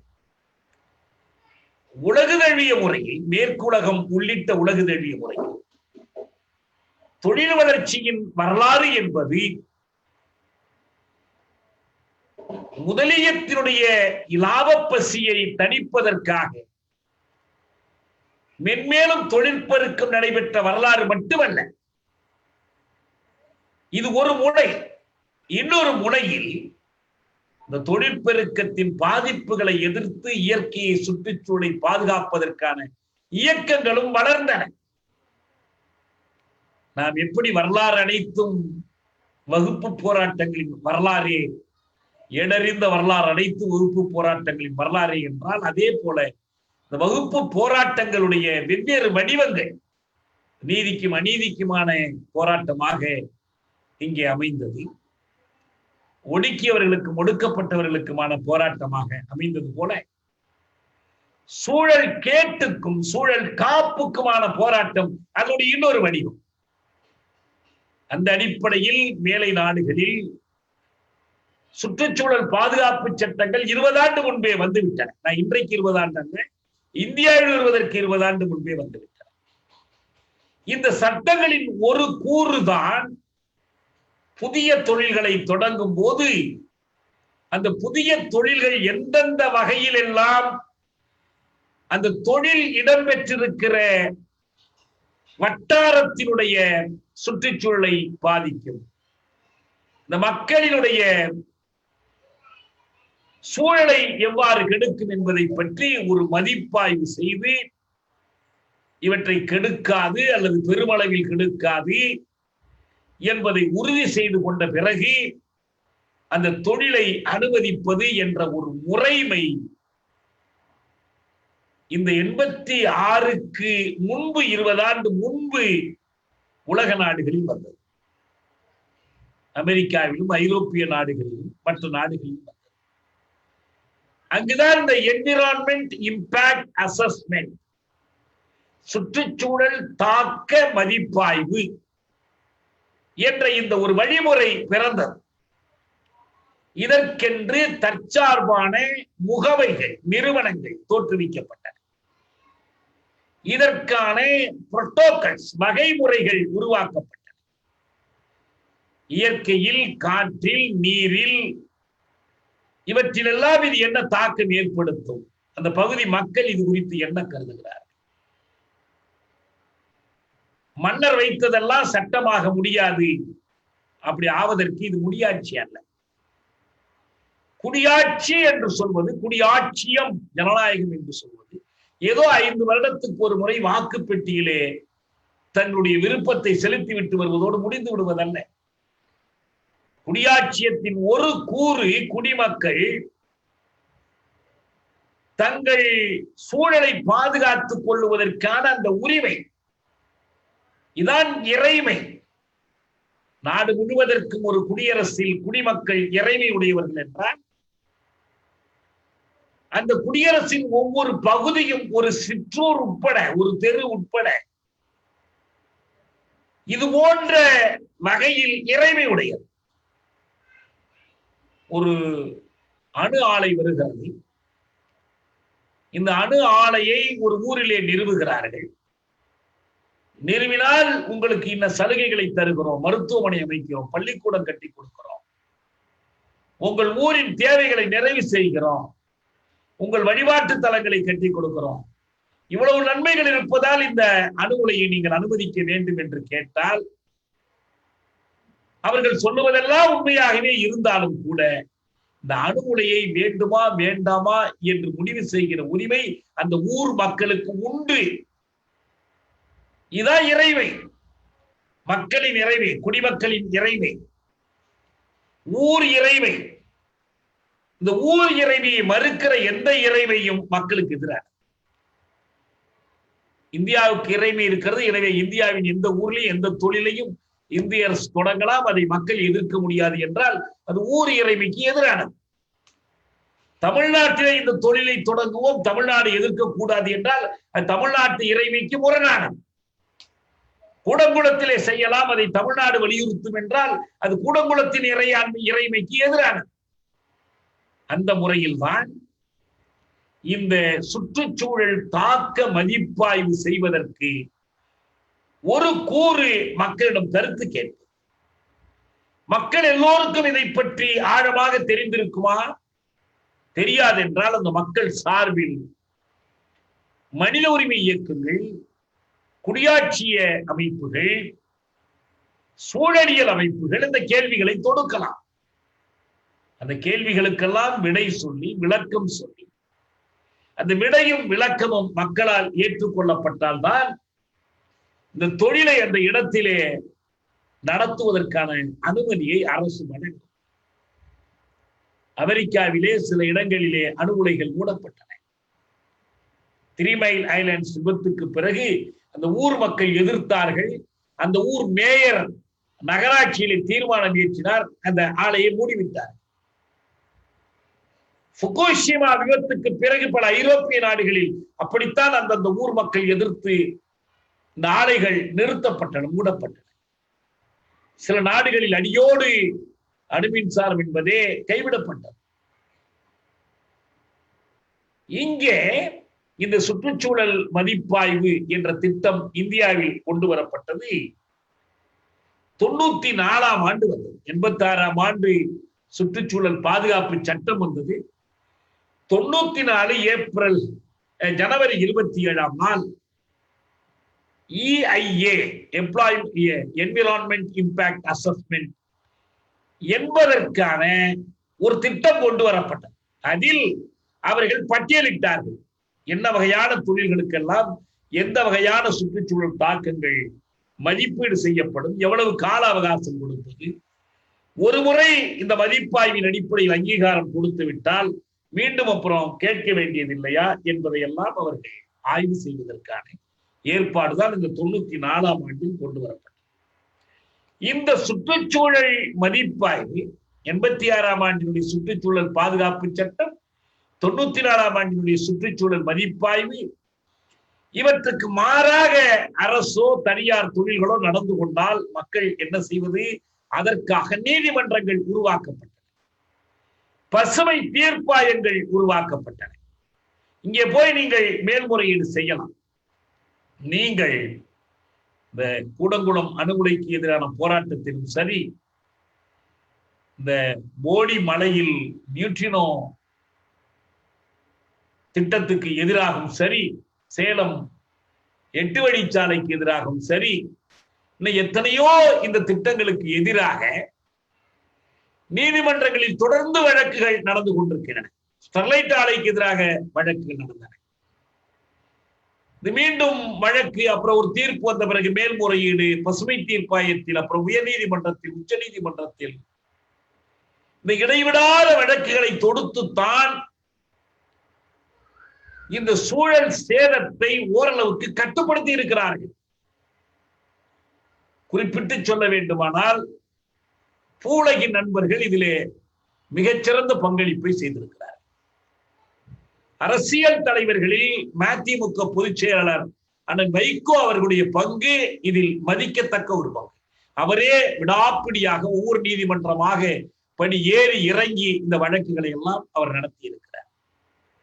இவையெல்லாம் இந்த சுற்றுச்சூழல் பாதுகாப்பு சட்டம், இந்த சுற்றுச்சூழல் தாக்க மதிப்பாய்வு திட்டம் ஆகியவற்றால் நாம் அடைந்திருக்கிற பலன்கள். ஆனால் இதையெல்லாம் மீறி இன்றைக்கு சூழலியல் மீதான தாக்குதல் பெரிய அளவில் வந்து கொண்டிருக்கிறது. இதற்கு இந்த சிறு முயற்சிகள் போதாது. அவை எவ்வளவு உண்மையான அக்கறையான முயற்சிகள் என்றாலும் போதாது. மக்கள் சக்தி ஒன்று திரண்டுதான் இதை தடுக்க வேண்டும். நீங்கள் ஸ்டெர்லைட் போராட்டம் இதற்கு நல்ல ஒரு எடுத்துக்காட்டு. ஸ்டெர்லைட் ஆலையினால் ஏற்படுகிற சூழல் கேடு, நோய்மை பெருக்கம், காற்று மாசடைதல், நீர் மாசடைதல், இவற்றையெல்லாம் எதிர்த்து அந்த ஆலை முதலாளிக்கு அசுர வலிமை, அரசு வலிமை இருந்தும் அதை எதிர்த்து ஒரு போராட்டத்தை நடத்தி 14 உயிர்களை கொடுத்து அந்த ஆலையை மூடிய பெருமை நம்முடைய முத்துநகர் மக்களை, தமிழ்நாட்டு மக்களை சாரும். இன்று வரையிலும் அவர்களால் அதனை மீண்டும் திறக்க முடியவில்லை. இது சூழலியல் துறையில் தமிழ்நாட்டு மக்கள் அடைந்திருக்கிற ஒரு சாதனை, ஒரு வெற்றி. ஆனால் இதனோடு இது முடிந்து விடவில்லை. அவர்கள் மீண்டும் மீண்டும் இந்த தாக்குதலை தொடர்கிறார்கள். அதிலும் குறிப்பாக முதலிய வளர்ச்சியினுடைய ஒரு புதிய கட்டத்தில் நாம் இன்றைக்கு இருக்கிறோம். 91ஆம் ஆண்டு அல்லது 90களில் ஒரு புது தாராளிய முதலியம் நமக்கு வந்து சேர்ந்தது. Neo liberal capitalism. இந்த லிபரலிசம் யாருக்கு? அது தாராளமயமாக்கம், சுரண்டலை தாராளமாக்குவது, சுரண்டலை உலகமயமாக்குவது, சுரண்டலை தனியார்மயமாக்குவது. இந்திய அரசாங்கத்தில் தொழில் வளர்ச்சி துறை தான் கடந்த காலத்தில் உண்டு. இப்போது புதிதாக ஒரு துறை வந்தது. அதற்கு பேர் என்ன தெரியுமா? Disinvestment department. டிஸ்இன்வெஸ்ட்மெண்ட் என்றே ஒரு துறை. இதனுடைய பொருள் என்ன? முதலீடுகளை நீக்குவது. இந்த முதலீடுகளை அரசு நீக்கி கொண்டு இவற்றை எல்லாம் தனியார் லாப வேட்டைக்கு ஒப்படைப்பது. அப்படிப்பட்ட துறைகள் தோற்றுவிக்கப்பட்டு புது தாராளியம் கோலோச்சுகிற ஒரு காலம் இது. சூழலியலின் மீது மிக மோசமான விளைவுகளை ஏற்படுத்தியது. எனவே இந்த சூழலியல் விளைவுகள், இதனால் ஏற்பட்ட மோசமான பாதிப்புகள், இவற்றினுடைய தொடர்ச்சியாகத்தான் இப்போது சுற்றுச்சூழல் பாதுகாப்பு சட்டத்திற்கு எதிராக 2006ஆம் ஆண்டின் சுற்றுச்சூழல் தாக்க மதிப்பாய்வு விதிகளுக்கு எதிராக ஒரு புதிய வரைவறிக்கையை கொண்டு வந்திருக்கிறார். நாம் இதுவரை மெல்ல மெல்ல சூழல் பாதுகாப்பு திசையில் முன்னேறி கொண்டிருந்தோம். இந்த விழிப்பை, மக்களிடம் ஏற்பட்ட எதிர்ப்பை அரசின் நடவடிக்கைகள் ஓரளவுக்கு எதிரொலித்தன. அதன் விளைவாக புதிய சட்டம், திட்டம், விதிகள், நெறிகள், பசுமை தீர்ப்பாயங்கள், நீதிமன்ற தீர்ப்புகள் எல்லாம் வந்தன. இப்போது அவருடைய முயற்சி நாம் அடைந்த இந்த முன்னேற்றத்தை எல்லாம் கெடுத்து விட வேண்டும், தடுத்து விட வேண்டும். இனி அவர்கள் கையில் இந்த அதிகாரத்தை எடுத்துக்கொள்ள வேண்டும் என்பதற்கான ஒரு திட்டம் தான் இப்போது வந்திருக்கிற EIA 2020 எனப்படுகிற இந்த சுற்றுச்சூழல் மதிப்பாய்வு அறிவிக்கை 2020 என்பது. இதனுடைய தனித்தனி கூறுகளை பற்றி பலரும் பல நேரங்களில் விளக்கி சொல்லி இருக்கிறார்கள். இப்ப எல்லா தொழில்களுக்கும் இது தேவையில்லை என்று பிரித்து விட்டார்கள். AB என்று இருந்தது, இப்போது BI B1 B2 ஆக்கிவிட்டார்கள். இந்த B2க்குள் வந்து விடுமானால் அந்த தொழில்களுக்கெல்லாம் மக்கள் கருத்து கேட்க வேண்டியதில்லை. சூழலியல் அமைப்புகள் வல்லுநர்களுடைய கருத்துக்களை கேட்க வேண்டியதில்லை. அவர்கள் தாங்களாக போய் கருத்து சொல்லவும் முடியாது. கருத்து சொல்வதா இருந்தா 2 பேர் தான் சொல்ல முடியும். யார் தொழில் தொடங்குகிறானோ அவனே கேட்கலாம், இதனால் என்ன பாதிப்பு ஏற்படும், அல்லது அரசு கேட்கலாம். அதிலும் தமிழக அரசு கேட்க முடியாது, இந்திய அரசு தான் கேட்க முடியும். இது ஒரு வகையான 70 மீட்டர் அகலத்திற்கு குறைவான சாலைகள் அமைப்பதாக இருந்தால் கேட்க வேண்டியது. எல்லாவற்றை விட ஒரு வேடிக்கையான சட்டம், எல்லையிலிருந்து 100 கிலோமீட்டர் ஏரியல் டிஸ்டன்ஸ், அதாவது சாலை வழியான தூரம் அல்ல, மான்வழி தூரம். இந்த மான்வழி தூரம் 100 மைலுக்குள் இருந்தால் நீங்கள் அதற்கு சுற்றுச்சூழல் தாக்க மதிப்பாய்வு தேவையில்லை. இதனுடைய பொருள் என்ன? சென்னை எல்லையில் இருக்கிறது, இங்கிருந்து 100 கிலோமீட்டருக்குள் இருக்கிற பகுதியெல்லாம், கடலோர பகுதிகள் எல்லாம் அவர்கள் விருப்பம் போல் அனல் மின் நிலையங்களை தொடங்குவார்கள், அணுமின் நிலையங்களை தொடங்குவார்கள். சகர்மாலா திட்டங்களை போடுவார்கள், மீனவர் வாழ்வை பறிப்பார்கள். யாரும் அதற்கு ஒரு சுற்றுச்சூழல் மதிப்பாக்கம் என்ற ஒரு முட்டுக்கட்டையை கூட கொண்டு போய் நீங்கள் அது வேகத்தை தடிப்பதற்கு கூட வைக்க முடியாது. இப்படி ஒரு புதிய திட்டத்தை கொண்டு வருகிறார்கள். உங்களுக்கு தெரியும் தமிழ்நாட்டுக்கு இது எப்படி நேரடி பாதி. முல்லைப்பெரியாற்றில் ஒரு புதிய அணை கட்டுவதற்கென்று, புதிய அணை கட்டுவதனுடைய நோக்கம் பழைய அணை இடிந்துவிடும் என்பதெல்லாம் இல்லை. பழைய அணைக்கு எந்த ஆபத்தும் இல்லை என்று பல்வேறு ஆய்வு குழுக்கள், வல்லுநர் குழுக்கள் சொல்லிவிட்டார். நீதிமன்றத்தில் தீர்ப்பு வாங்கிவிட்டோம். அவர்கள் அமைத்த ஒரு அனைத்து மாநிலங்களையும் சேர்ந்த ஒரு வல்லுநர் குழுவில் கேரளத்தின் சார்பில் இடம்பெற்ற முன்னாள் நீதியரசர் KT தாமஸ், அவர் எழுதிய புத்தகம் தமிழில் வந்திருக்கிறது. கோவையை சேர்ந்த ஒரு நண்பர் தான் வெளியிட்டார். நான் தான் அதற்கு அணிந்துரை எழுதினேன். இந்த KT தாமஸ் சொல்லி இருக்கிறார், இந்த அணை உடைந்து விடும் என்பதெல்லாம் வெறும் புரணி. கேரளா சார்பிலே அவர் சொல்லி இருக்கிறார். அதற்காக அவர் துரோகி என்று அழைக்கப்பட்டார். இங்க கிருஷ்ணகிரியின் கருத்தையே அவர் மறுத்து அதில் எழுதியிருக்கிறார். ஆனால் இத்தனைக்கு பிறகும் அவர்கள் மீண்டும் மீண்டும் இந்த அணை உடைந்து விடும், புதிய அணை கட்டுகிறோம். புதிய அணை கட்டினால் என்ன வரும்? பழைய ஒப்பந்தப்படி தமிழ்நாட்டுக்கு தண்ணீர் தர வேண்டாம் என்று அவர்கள் நினைக்கிறார். இடுக்கி அணைக்கு தண்ணீர் கொண்டு போகலாம். இந்த புதிய அணை கட்டுவதாக இருந்தால் அதற்கு இப்போதுள்ள விதிகளின்படி என்விரான்மென்ட் இம்பாக்ட் அசஸ்மெண்ட், சுற்றுச்சூழல் தாக்க மதிப்பாய்வு அறிக்கை தாக்கல் செய்ய வேண்டும். இதை பயன்படுத்தியே அந்த திட்டத்தை நம்மால் தேக்க முடிந்திருக்கிறது, தள்ளி போட முடிந்திருக்கிறது. அதே போல காவிரி மேகேதாட்டுவில் ஒரு புதிய அணை கட்டுவதற்கான சுற்றுச்சூழல் தாக்க மதிப்பாய்வு எடுப்பதற்கு அனுமதி கொடுத்தது இந்திய அரசு. தமிழகத்திற்கு விரோதமாக கொடுத்தார்கள். அதையும் நான் வழக்கு போட்டதை தடுக்க முடிந்தது. சேலம் நெடுஞ்சாலை தொடர்பாகவும் சென்னை சேலம் 8 வழிச்சாலை தொடர்பாக இதையே நாம் சொல்லலாம். இப்படி நிறைய காரியங்களை நாம் இந்த பழைய சுற்றுச்சூழல் பாதுகாப்பு சட்டம், சுற்றுச்சூழல் தாக்க மதிப்பாய்வு அறிக்கை வழியாக நாம் செய்து கொண்டிருக்கிறோம். இப்ப அவர்கள் எல்லாவற்றையும் இந்த ஒரு புதிய அறிவிக்கையின் மூலம் அழித்துவிட போகிறார்கள்.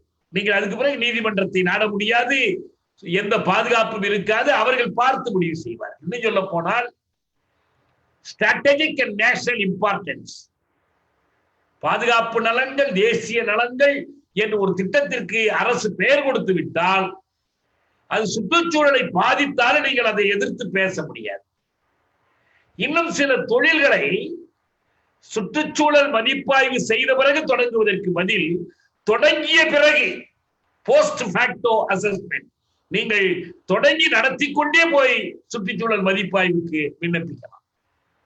இப்படி பல்வேறு வகையிலும் இன்றைக்கு இருக்கிற சுற்றுச்சூழல் பாதுகாப்பு கருவிகளை முறித்து போடுகிற ஒரு மதிப்பாய்வு தான் இது. இதுல மிகப்பெரிய ஆபத்து, இந்திய துணைக்கண்டத்துக்கு முழுவதற்கும் இருக்கிற மிகப்பெரிய ஆபத்து அவர்கள் மேற்கு தொடர்ச்சி மலையில் கை வைப்பதா.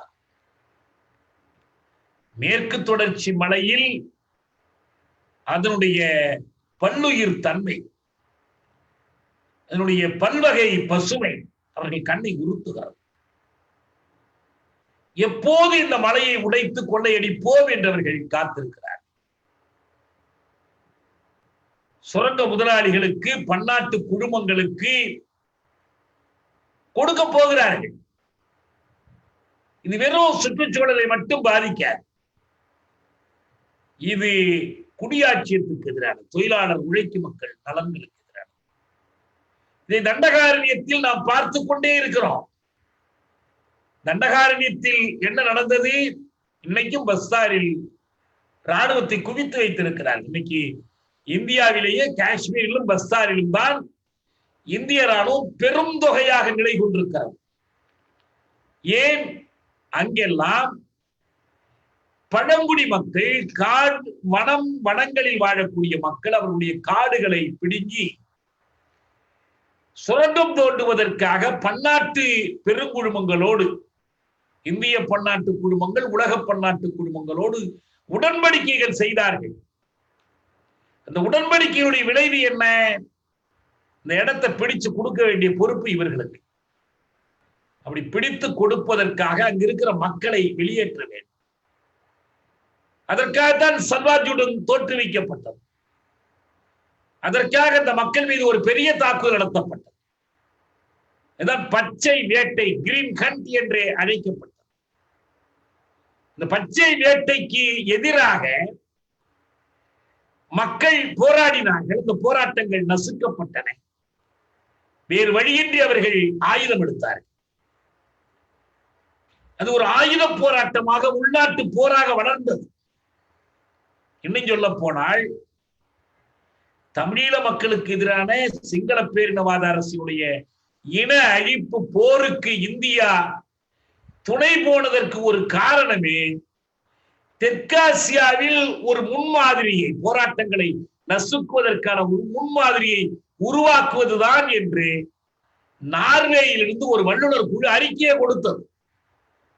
இந்தியா, பாகிஸ்தான், இலங்கை இந்த நாடுகள் எல்லாம் இந்த போரில் கைகோத்து நின்றதனுடைய ஒரு காரணம் மக்கள் போராட்டங்களை எப்படி இரத்த சகதியில் மூழ்கடிப்பது என்பதற்கு ஒரு தேர்வு களமாக அவர்கள் இலங்கையை பார்த்தார்கள். முள்ளிவாய்க்கால் நிகழ்ந்ததற்கே இந்த கொள்கை ஒரு காரணம். என்ன நடக்கும் அப்புறம்?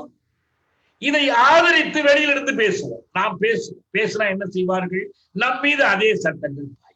முகநூலில் எழுதினால் சட்டம் பாய். சமூக ஊடகங்களில் பரப்புரை செய்தால் சட்டம் பாய். நாம் இன்றைக்கு பார்த்து கொண்டிருக்கிறோம். 80 வயதான வரவர் ராவ் சிறையிலே இருக்கிறார். 90 விழுக்காடு உடல் ஊனமுற்ற சாய்பாபா, பேராசிரியர் சாய்பாபா சிறையில இருக்கிறார். 5 வருடமாக இருக்கிறார். உல்ஃபா சட்டத்தை பயன்படுத்துகிறார்கள். பழங்குடி மக்களுக்கு இலவச மருத்துவம் பார்த்த விநாயக் சென்னுக்கு ஆயுள் தண்டனை விதிக்கப்பட்டார். உச்ச நீதிமன்றத்திலே தான் அவர் விடுதலை பெற்றார். ஒரு பல்கலைக்கழகத்தினுடைய பேராசிரியர் பீமா கொரேகானை காட்டி 2 ஆண்டு கழித்து அந்த வழக்கிலே சேர்க்கப்பட்டு மாணி பாபு என்ற அவர் சிறையிலே அடைக்கப்படுகிறார். அண்மையிலே அடைக்கப்படுகிறார். தி ரிபப்ளிக் ஆஃப் காஸ்ட், சாதிகளின் குடியரசு என்ற ஒரு அருமையான சமூக ஆய்வு நூலை எழுதிய ஆனந்த் டெல்தும்பே சிறையிலே இருக்கிறார். அவர் இடதுசாரியோ அல்லது மாவோயிஸ்டோ அல்ல. பொய் வழக்குகளை போடுவதற்கும் நடத்துவதற்கும் தேசிய புலனாய்வு முகமை என்ற தனி நிறுவனத்தையே ஏற்படுத்துகிறார்கள். பீமா கொரேகான் வழக்கு மீளாய்வுக்கு உட்பட்டது என்று ஷரத் பவார் சொன்னார். புனே நகர காவல்துறை ஆணையாளர் மீளாய்வு செய்ய வேண்டும் என்றார். உடனே இந்த வழக்கை அந்த ஊர் போலீஸ் கையில இருந்து எடுத்து NIA கையிலே ஒப்படைத்தார்கள். CIA போல இது ஒரு NIA, இந்திய பேரரசியத்தின் கையிலே ஒரு கருவி. இந்த ஒடுக்குமுறை கருவிகள், அடக்குமுறை கருவிகள், காஷ்மீர் மீதான அடக்குமுறையிலும் இதே பின்னணி இருக்கிறார். காஷ்மீரின் இயற்கை வளங்களை கொள்ளையிடுவதற்காகத்தான் அவர்கள் 35A நீக்குகிறார்கள், 370 நீக்குகிறார்கள். சிறு இடைஞ்சலும் இல்லாமல் நாடு முழுவதையும் முதலிய வேட்டைக்காடாக, லாப வேட்டைக்காடாக மாற்றி நினைக்கிறார். நண்பர்களே, என்னுடைய பேச்சின் இந்த இறுதி பகுதிக்கு நான் வருகிறேன். இதையெல்லாம் நாம் எல்லாம் தெரிந்து கொள்கிறோம், பேசுகிறோம். நிறைய கட்சிகள் கண்டனம் தெரிவிக்கின்றன, இயக்கங்கள், அமைப்புகள் கண்டனம் தெரிவிக்கின்றன. ஆனால் இவற்றிலிருந்து நாம் எப்படி நம்மை காத்துக்கொள்ள போகிறோம்? இது கொரோனா காலம் என்பதற்காக மட்டும் இதை நான் சொல்லவில்லை. கொரோனா நெருக்கடியை இந்திய அரசு பயன்படுத்திக் கொள்ளுகிறார். இதுதான் வாய்ப்பு என்று அவர்கள் தொழிலாளர் விரோத சட்டங்களை கொண்டு வருகிறார்கள். இதுதான் வாய்ப்பு என்று கல்வி உரிமையை பறிக்கிற புதிய கல்விக் கொள்கையை கொண்டு வருகிறார்கள். இதுதான் வாய்ப்பு என்று அவர்கள் ஒரு குரோனிக் கேபிட்டலிசம், ஒட்டு முதலியம், ஒட்டுறவு முதலியத்துக்குரிய எல்லா திட்டங்களையும் செயல்படுத்திக் கொண்டிருக்கிறார்கள். அதன் ஒரு பகுதியாகத்தான் இப்போது அவசரப்படுகிறார்கள். முதல்ல மே 12க்குள் கருத்து சொல்வதை முடித்துவிட பார்த்தார்கள். பிறகு உச்ச நீதிமன்றம் இதில் என்ன அவசரம் என்று கேட்டு ஆகஸ்ட் 13க்கு நீட்டியது. இதில் என்ன அவசரம் அவர்களுக்கு தெரியும். கொரோனா காலத்திலே இதையும் செய்துவிட வேண்டும். ஆனா கொரோனா காலம் என்பதற்காக மட்டுமல்ல, இதற்கு முன்பும் நமக்கு என்ன பாதுகாப்பு இருந்தது, எதிர்காலத்தில் என்ன பாதுகாப்பு இருக்க போகிறது, இவற்றிலிருந்து நம்மை காத்துக் கொள்வதற்கு ஏதாவது ஒரு சஷ்டி கவசம் நம்மிடம் இருக்கிறதா? அதை திரும்ப திரும்ப பாடி நம்மை காத்துக் கொள்வதற்கு, சூழல் காக்க, இயற்கை காக்க ஏதாவது உண்டா நம்மிடம்? ஒரு உண்மையை நாம் ஒப்புக்கொள்ள வேண்டும். என்ன தெரியுமா? இந்திய அரசமைப்பில் சுற்றுச்சூழலுக்கான உரிமை என்ற ஒரு உரிமை இடம்பெறவில்லை. இந்திய அரசமைப்பினுடைய 3வது பகுதி ஃபண்டமெண்டல் ரைட்ஸ், அடிப்படை உரிமைகள், கருத்துரிமை, எழுத்துரிமை, கூட்டம் கூடும் உரிமை, சங்கம் சேரும் உரிமை, எல்லா உரிமையும் இருக்கு. ஆனால் நாம் சுற்றுச்சூழலை பாதுகாத்துக் கொள்வதற்கான ரைட் டு என்விரான்மெண்ட் இல்லை. எப்படி ரைட் டு எம்ப்ளாய்மெண்ட் இல்லையோ அப்படி ரைட் டு என்விரான்மெண்ட் இல்லை. ரைட் டு எஜுகேஷனை இப்போது அடிப்படை உரிமையாக மாற்றி இருக்கிறார். ரைட் டு என்விரான்மெண்ட் இல்லை, பகுதி 3 இல்லை. இந்திய அரசமைப்பின் சிற்பிகளுக்கு சுற்றுச்சூழல் பாதுகாப்பு உரிமை என்ற உரிமை சட்டத்தில் இடம்பெற வேண்டும் என்ற பிரஜை ஏற்படவில்லை. காலத்தினுடைய நிலை அப்படி இருக்கலாம். அது அடிப்படை உரிமைகளில் இல்லை என்பது மட்டுமல்ல, அன்றைக்கு கல்வி உரிமை அடிப்படை உரிமையாக இல்லாத போதே 4ஆம் பகுதியில் directive principles of state policy, அரசு கொள்கையின் திசைநெறி கோட்பாடுகளில் இன்னும் 10 ஆண்டுகளுக்குள் 14 வயது வந்தவர்களுக்கெல்லாம் கட்டாய கல்வி என்றெல்லாம் அறிவித்தார்கள், விருப்பம் தெரிவித்தார்கள். கால்நடைகள் பாதுகாப்பு பற்றி எல்லாம் பேசினார்கள். ஆனால் நேரடியாக அந்த 4ஆம் பகுதியிலும் சுற்றுச்சூழல் பாதுகாப்பு பற்றி ஒரு நான் ஜுடிஷியபிள் ரைட், நீதிமன்றத்தில் போய் நிலைநாட்ட முடியாத ஒரு உரிமையாக கூட அது இடம்பெறவில்லை. 75ஆம் ஆண்டு நெருக்கடி நிலை பிரகடனம் செய்யப்பட்ட பிறகு 76ஆம் ஆண்டு இந்திரா காந்தி அம்மையார் இந்திய அரசமைப்பில் ஒரு திருத்தம் கொண்டு வந்தார். அதுதான் 42வது திருத்தம். இந்த திருத்தத்தில் தான் அதுவரை இறைமையுள்ள ஜனநாயக குடியரசாக, சாவரின் டெமோக்ராட்டிக் ரிபப்ளிக்காக இருந்த இந்தியாவை அந்த முகப்புரையை மாற்றி சோசியலிச சமயச்சார்பற்ற இறைமையுள்ள ஜனநாயக குடியரசு என்று மாற்றினார். ஆனால் அப்போதும் அடிப்படை உரிமைகளில் இதை சேர்க்கவில்லை.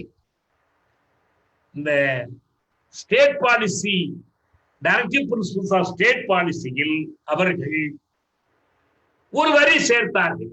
என்னவென்றால், சுற்றுச்சூழலும் காணுயிர்களும் பாதுகாக்கப்பட வேண்டும், உயிர்களிடத்தில் கருணையை வளர்ப்பது எல்லாம் சேர்த்து ஒரு புதிய பகுதி 4A என்று தொடங்கினார்கள். அதுதான் ஃபண்டமெண்டல் டியூட்டிஸ், அடிப்படை கடமைகள், அரசின் கடமைகள் அல்ல, குடிமக்களின் கடமைகள். இந்த குடிமக்களின் கடமைகளில் ஒன்றாக 51A உறுப்பில் இயற்கையை பாதுகாப்பது, உயிர்களிடத்தில் அன்போடு நடந்து கொள்வது என்று நமக்கு ஒரு கடமையை அவர்கள் வெளிப்படுத்தார். இவ்வளவுதான் அரசமைப்பு சட்டம். இந்த அரசமைப்பு சட்டம் நம்மை காக்குமா? காக்க ஒன்று தெளிவு என்னவென்றால், நீங்கள் நமக்கு நெருக்கமாக இருக்கிற அதிகாரம் எதுவோ அதுதான் மக்களுக்கு கட்டுப்படும். நீங்கள் நேரடியாக அவர்களை சட்டை பிடித்து கேட்க முடியும், அதிகாரத்தின் சட்டை பிடித்து கேட்க முடியும். எங்களுக்கு உறுதி கொடுத்தா இதை செய்ய. எவ்வளவு அது தொலைவாகி போகிறதோ அவ்வளவுக்கு அது காக்க முடியாத ஒன்றாக மாறி போகும். அதனால்தான் நாம் சொல்கிறோம், இந்த ஒரு சிக்கல் தான் என்று இல்லை. கல்விக் கொள்கை தொடர்பான சிக்கல், தொழிலாளர் நலன் தொடர்பானது என்று எதை எடுத்தாலும் நமக்கென்று, நம்முடைய இனத்துக்கு, தேசிய இனத்துக்கென்று இருக்கிற அதிகாரங்கள் எல்லாம் பறிக்கப்படுகின்றன. இது என்ன மாநில அதிகாரமா, இந்திய ஒன்றிய அதிகாரமா, இசைவு அதிகாரமா? என்று கேட்டால் இசைவு பட்டியலில் தான் கல்வி இருக்கிறது. மாநில பட்டியலிருந்து இசைவு பட்டியலுக்கு மாற்றினார்கள். ஆனால் இந்த இசைவு பட்டியலுக்காக தமிழ்நாட்டின் இசைவை கேட்டார்களா புதிய கல்விக் கொள்கைக்கு? கேட்கவில்லையே. எனவே உண்மையில் இந்த மாநில பட்டியல், ஒன்றிய பட்டியல், இசைவு பட்டியல் என்பதெல்லாம் ஒரு மாயை, நம் கண்ணை மறைக்கிற திரை. எல்லா அதிகாரமும் டெல்லிக்கு தான், இந்திய அரசுக்கு. இந்த அதிகாரத்தை உடைக்காமல் நம்மால் எந்த பாதுகாப்பையும் தேடிக்கொள்ள முடியாது. நம்முடைய கல்வியை பாதுகாக்க முடியாது, நம்முடைய சமூக நீதியை பாதுகாக்க முடியாது. அண்மையிலே இந்த இடஒதுக்கீடு பற்றி ஒரு பெரிய விவாதம் நடந்தது. ஆனா ஒரு செய்தி யாருமே குறிப்பிடாத ஒன்று என்னவென்றால், 86ஆம் ஆண்டு மருத்துவ இடங்களில் அகில இந்திய தொகுப்பு ஆல் இந்தியா கோட்டா என்று கொண்டு வரப்பட்டு அதற்கு பிறகு 20 ஆண்டு காலம் 2006 வரைக்கும் அந்த அகில இந்திய கோட்டாவில் இடஒதுக்கீடே இல்லை. நீங்கள் ஓபிசிக்கு மட்டுமல்ல, எஸ்சி எஸ்டிக்கும் இடஒதுக்கீடு கிடையாது, ஒரு இடம் கூட கிடையாது. அவ்வளவு இடங்களும் கொள்ளையிடப்பட்டன. யாருடைய உத்தரவு? உச்ச நீதிமன்றம் சொல்லுகிறார், இதுல எல்லாம் இடஒதுக்கீடு வேண்டியதில்லை. நாளைக்கு இந்த உச்ச நீதிமன்றம் நம்முடைய சமூக நீதியை காப்பாற்றுமா? இந்த உச்ச நீதிமன்றம் நம்முடைய சுற்றுச்சூழலை பாதுகாப்புமா? போபாலுக்கு பிறகு ஒரு வழக்கு உச்ச நீதிமன்றத்திற்கு செல்கிறது.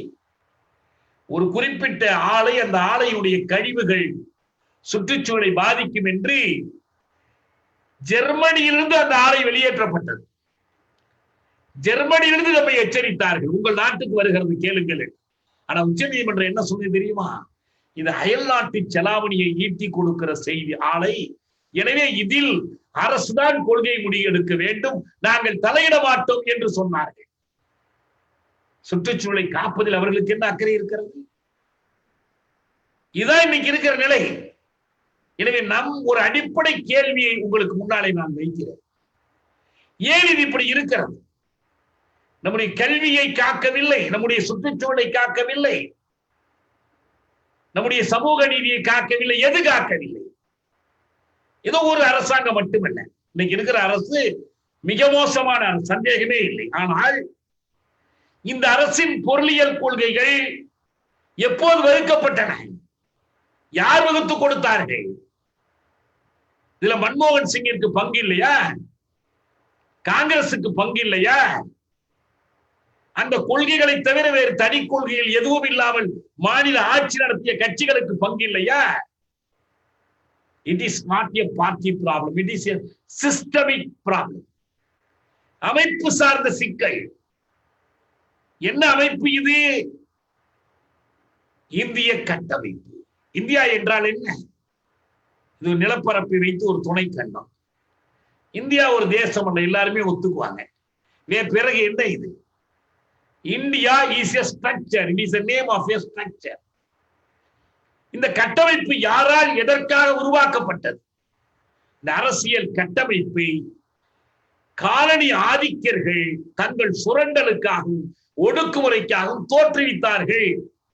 அந்த ஒடுக்குமுறைக்கும் சுரண்டலுக்குமான கட்டமைப்பு தொடர்கிறது. இது தொடர்கிற வரைக்கும் மக்களின் இறையாண்மை மறுக்கப்படும். மாநிலங்கள் என்று அழைக்கப்பட்டாலும் மாவட்டங்களை விட கேவலமாக இருக்கிற இந்த மாகாணங்களின் இறைமை மறுக்கப்படும், வேளாண்மை அழிக்கப்படும், சூழல் கெடுக்கப்படும், உடல்நலம் கேடுறும். எதை பற்றியும் அவர்கள் கவலைப்பட மாட்டார். நாளெல்லாம் நமது செல்வம் கொள்ளை கொண்டு போகவோ நாங்கள் சாகவோ என்று பாடினானே பாரதி, அவனுடைய மண்ணுக்கும் அதே நிலைமைதான். அப்படி ஒரு சூழல் இந்திய கட்டமைப்பால் எழுகிறார். நீங்கள் இந்திய இறைமையை எதிர்க்காமல் சூழலை காக்க முடியாது. இதான் நான் சுருக்கமாக சொல்றேன்.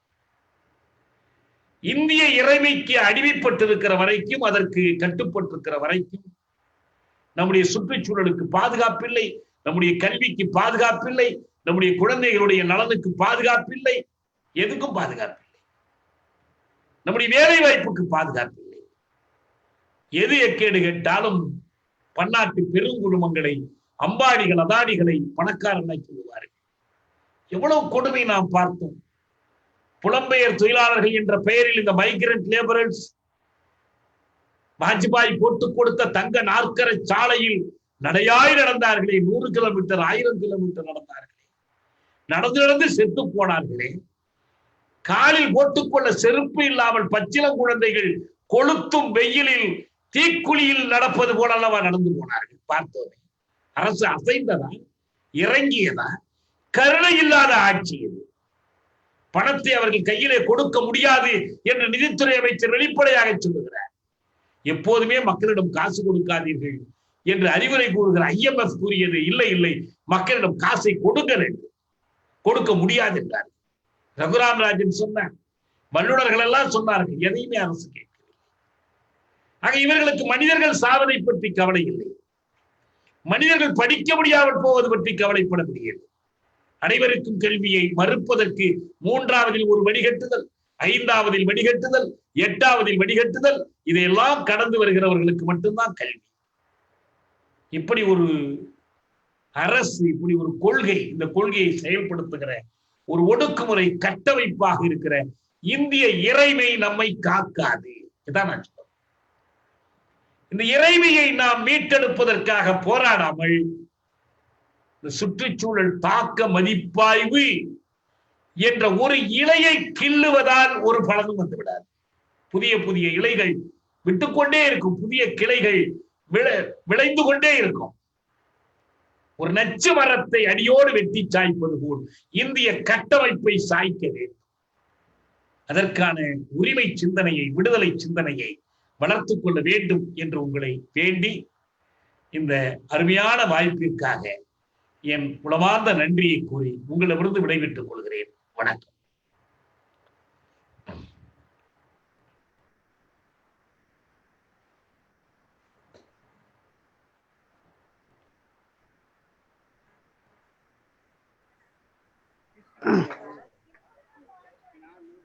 தோழர் வணக்கம். வணக்கம், சொல்லுங்க தோழர். ரொம்ப சிறப்பான செறிவான எல்லா பிரச்சனைகளையும் மையப்படுத்தி ரொம்ப அழகா பேசுனீங்க. நன்றி. வணக்கம் போல உங்களுடைய குரல்ல அது இன்னும் கூடுதல் சிறப்பு பெற்றது. நிறைய விஷயங்கள் மக்களுக்கு தெளிவு செய்ய வேண்டிய நிலையில் இருக்கிற அந்த பொறுப்புக்கு நீங்க மிக உதவிகரமா இருக்கிறீங்கிறத எல்லாத்துடைய கருத்துமே. நன்றி நன்றி. ரொம்ப சிறப்பான உரை. நீங்க வந்ததுனாலேயே இந்த நிறைய பேர் இந்த நிகழ்ச்சியை பார்த்துட்டு இருக்காங்க அப்படின்னு நான் சொல்லலாம், தைரியமா சொல்லலாம். ரொம்ப சிறப்பா இருந்துச்சு வழக்கம் போல. நன்றி. நீங்க அடுத்தது கேள்வி நேரம். சரிங்களா? கேட்கலாம், தாராளமா கேட்கலாம்.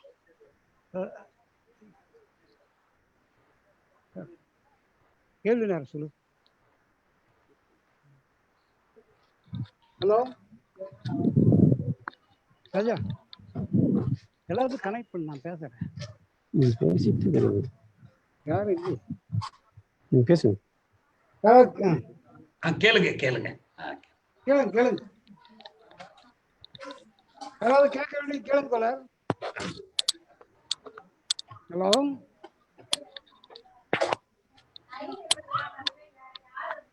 முருகானந்தம், வழக்கம் போல கேள்வி ஆரம்பிச்சு வைங்க. தோழர் கொண்டசாமி பேசுங்க பேசுங்க.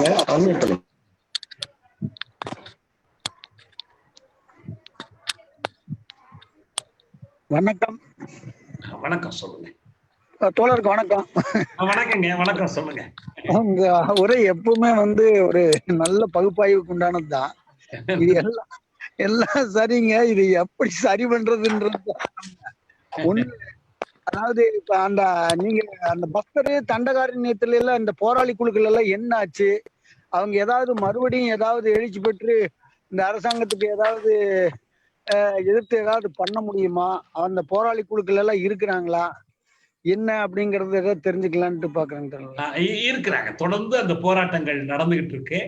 இந்த செய்திகள் வெளியே வரக்கூடாதுங்கிறதுக்காகத்தான் அரசு இந்த வழக்கறிஞர்கள், இலக்கியவாதிகள் இவங்களெல்லாம் சிறையில போடுறதுடைய அர்த்தமே என்னன்னா, இந்த மக்கள் ஊமை சனங்களுக்காக இவர்கள் பேசுறாங்க, வெளியில இருந்து எழுதுறாங்க, பேசுறாங்க.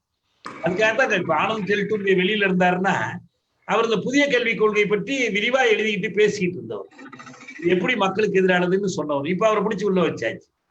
இப்ப இவங்க எல்லாம் என்ன பிரதமரை கொள்ளவா திட்டம் போடுறாங்க. வரவர்ராவும் ஆனந்த் செல்டுண்டேயும் சாய்பாபாவும் கற்பனையில கூட நடிச்சு பார்க்க முடியாது. இப்ப இது மாதிரி எதுக்கு இட்டு கட்டி போடுறாங்கன்னா, இந்த போராட்டம் தொடர்ந்து நடக்கிறது. இந்த போராட்டத்தின் மீது மூர்க்கமான தாக்குதலை நடத்துவதற்கு முன்னால் இவர்களை உள்ள பிடிச்சு வச்சிடணும்னு நினைக்கிறாங்க.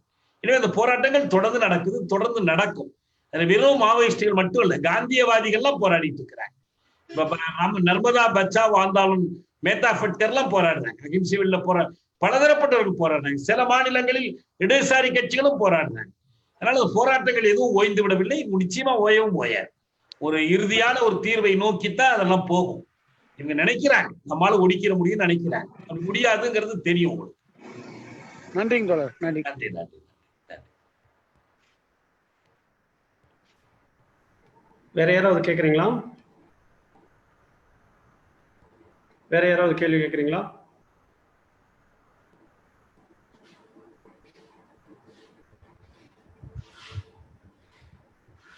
கேள்வி கேட்குறீங்க. முருகானந்தம் கேட்குறாரு. சார் அன்மியூட் பண்ணுங்க உங்களோட. பேசுங்க.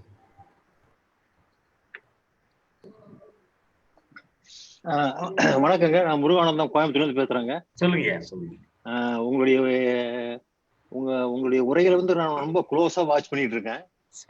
வழக்கம் போல அற்புதமான உரை, உங்களுடைய கம்பீரமான குரல், உங்களுடைய மூலதனம் தமிழ் மொழிபெயர்ப்பு கோவை வங்கி ஊழியர் சங்கத்துல வெளியிட்டும் பொழுது அந்த அரங்குல நானும் இருந்தேன். அப்ப நீங்க என்ன கம்பீரமான குரல்ல பேசுறீங்களோ அந்த குரல் இன்னைக்கும் இருக்கு. அற்புதமான உரை, என்னுடைய சகல அம்சங்களையும் வந்து தெளிவுபடுத்தினீங்க. வெகு மக்களுக்கு வந்து வெகுஜன சமூகத்துக்கு மிகப்பெரிய அவநம்பிக்கை இருக்குங்கிறது யதார்த்தம். கொரோனா காலகட்டம் மட்டும் இல்ல, நம்ம இதுல இருந்து டிமானிட்டைசேஷன் காலத்துல இருந்து நம்ம பாக்குறோம். ஒரு மிகப்பெரிய அவநம்பிக்கை இருக்கு. இது எப்படி ஒரு அசுரபலத்தோடு இருக்கக்கூடிய ஒரு ஆட்சியை மிக பலமீனமா இருக்கு இந்த கொரோனா காலகட்டத்துல, எந்த விதமான இயக்க வேலைகளையும் செய்ய முடியல அந்த காலகட்டத்துல, இதெல்லாம் நம்ம எப்படி எதிர்த்து இயக்கம் கட்ட போறோம் அப்படிங்கிற ஒரு மிகப்பெரிய கேள்வி வெகுஜன சமூகத்துல இருக்கு. அதே சமயத்துல வெகுஜன சமூகத்துல இது போன்ற பிரச்சனைகளை நம்ம முன்னெடுத்து சொல்லும் பொழுது அவர்கள் கேட்கக்கூடிய மிக இயல்பான ஒரு கேள்வி, அது நம்ம வந்து பெருசா நம்ம அந்த கேள்வியை வந்து முகம் கொடுக்கலையோன்னு நான் கொஞ்சம் யோசனை பண்றேன். எப்படின்னு கேட்டீங்கன்னா, நீங்க லேசா தொட்டு காட்டினீங்க. அதாவது அப்ப வளர்ச்சி வேண்டாமா, இயற்கையை வந்து இயற்கையிலேருந்து தானே எடுத்து நம்ம வளர்ச்சி அடைய முடியும். அப்ப இது எப்படி பேலன்ஸ் பண்றது? ஒரு டேம் கட்டினா எதுக்குறீங்க, ஒரு ஒரு சுரங்கம் தோணுனா எதுக்குறீங்க, என்னையா உங்களுக்கு எப்ப பார்த்தா இதே பழவா போச்சு, அப்ப எப்படிதான் நமக்கு வேணுங்கிற பொருள்கள் எப்படிதான் அடையிறது அப்படின்னு ஒரு கேள்வி கேட்கறாங்க. இந்த கேள்வியை வந்து நம்ம கொஞ்சம் இன்னும் கூட கொஞ்சம் தெளிவா பாமர மக்களுக்கு புரியுற மாதிரி நம்ம கொஞ்சம் முகம் கொடுத்து அதை நம்ம பேசணும், நம்ம இந்த உரையோடு கூட அப்படிங்கிறது என்னுடைய கருத்து.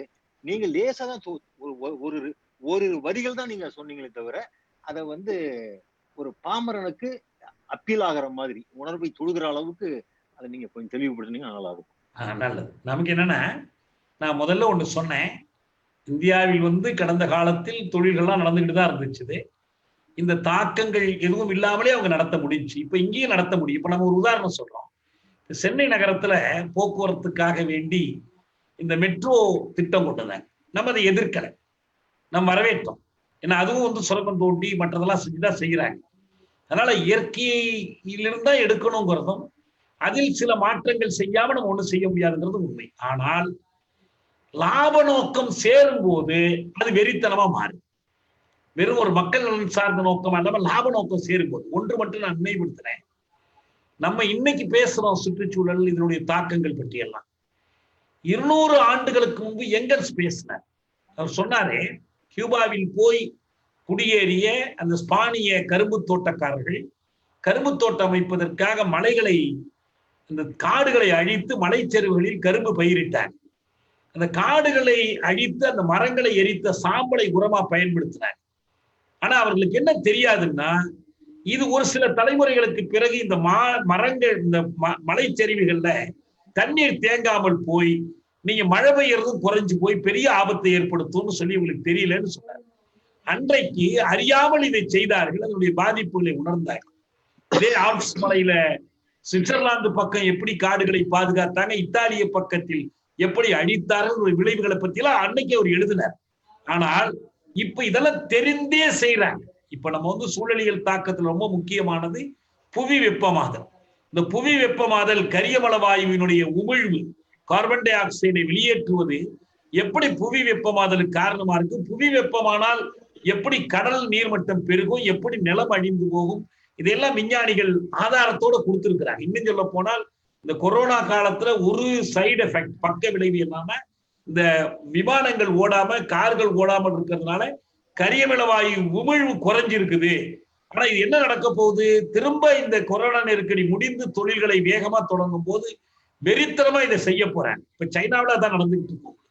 இப்ப இந்த மாதிரி வந்து இயற்கை எந்தெந்த வகையிலெல்லாம் இயற்கையிடமிருந்து நாம் கற்றுக்கொள்ள முடியும், இயற்கையினுடைய தொழில்நுட்பத்தை நாம் கற்றுக்கொள்ள முடியும். இந்த கற்றுக்கொள்ள இதுதான் ரெண்டு நான் சொன்னேன். ஒன்று, அவங்க ஆதாய வரி குறையணும், அவங்க ஆதாய வரியை கட்டுப்படுத்தணும். மக்கள் தங்கள் நுகர்வு வெறியை கட்டுப்படுத்தி கொள்ளணும். நம்ம வந்து என்ன நினைக்கிறோம், சுற்றுச்சூழல் பாதுகாப்பா இருக்கணும்னா ஏசிக்குள்ள இருந்தா பாதுகாப்புன்னு நினைக்கிறோம். ஆனா ஏசி எவ்வளவு சுற்றுச்சூழலை கெடுக்குதுங்கிறது நமக்கு தெரியாது. எனவே இது அதே போல இப்ப விளம்பர நியோன் விளக்குகள் வைக்கிறாங்க.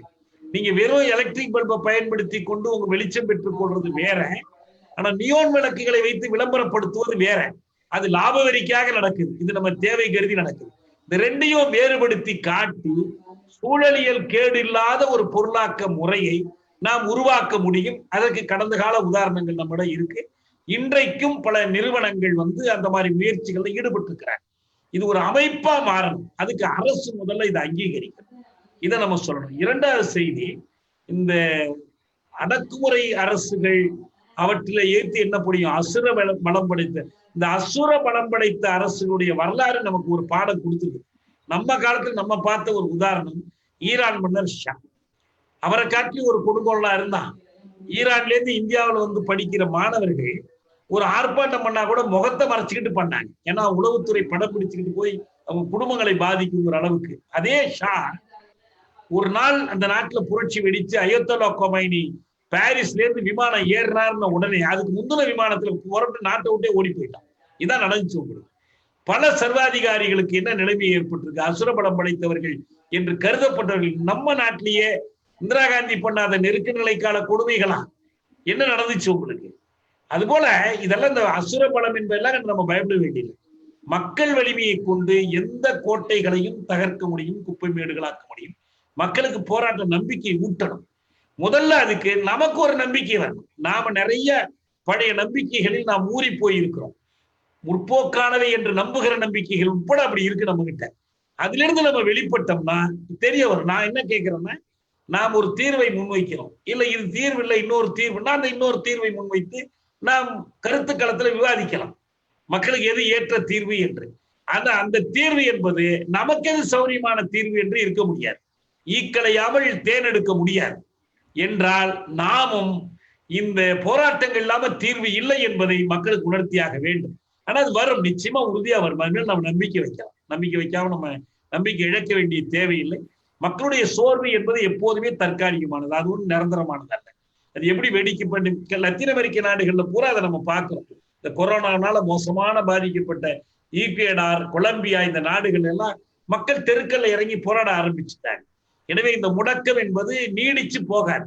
இதுவே வந்து நிரந்தரமான அடக்குமுறையாக மாற முடியாது. அதை மக்கள் ஏற்க மாட்டோம். நம்பிக்கையோட காத்திருப்போம், பொறுமையா செய்வோம். நன்றி, உங்களுடைய தெளிவான விளக்கத்துக்கு ரொம்ப நன்றி. நன்றி. நன்றி தோழர்.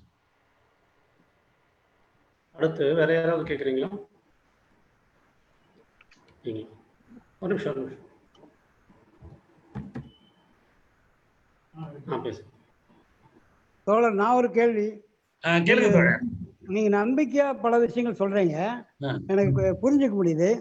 வரலாறு முழுக்க இந்த மாதிரி நம்பிக்கைகள் தான் வெற்றியை கொடுத்துருக்குது, மாற்றத்தை உருவாக்கிக்கிறது நான் நம்புறேன்.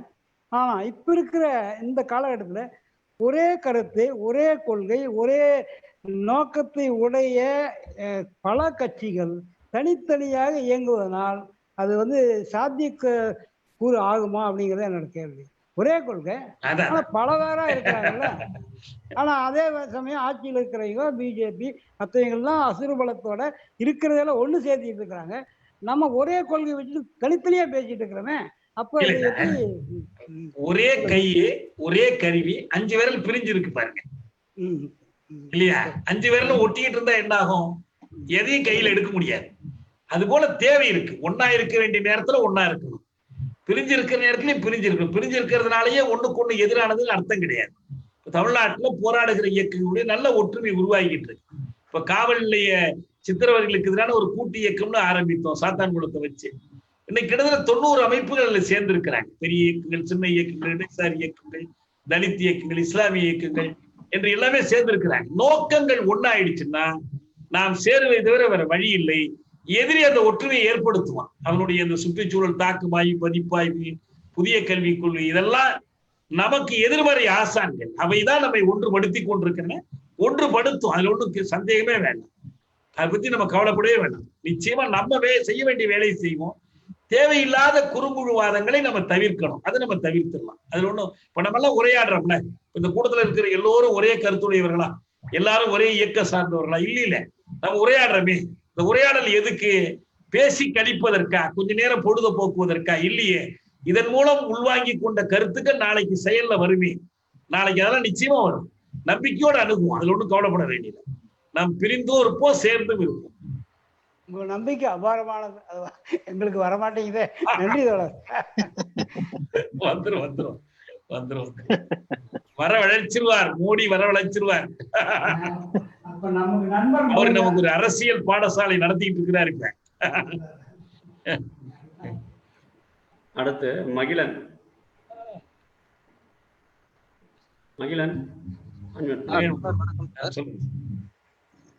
பேசுங்க.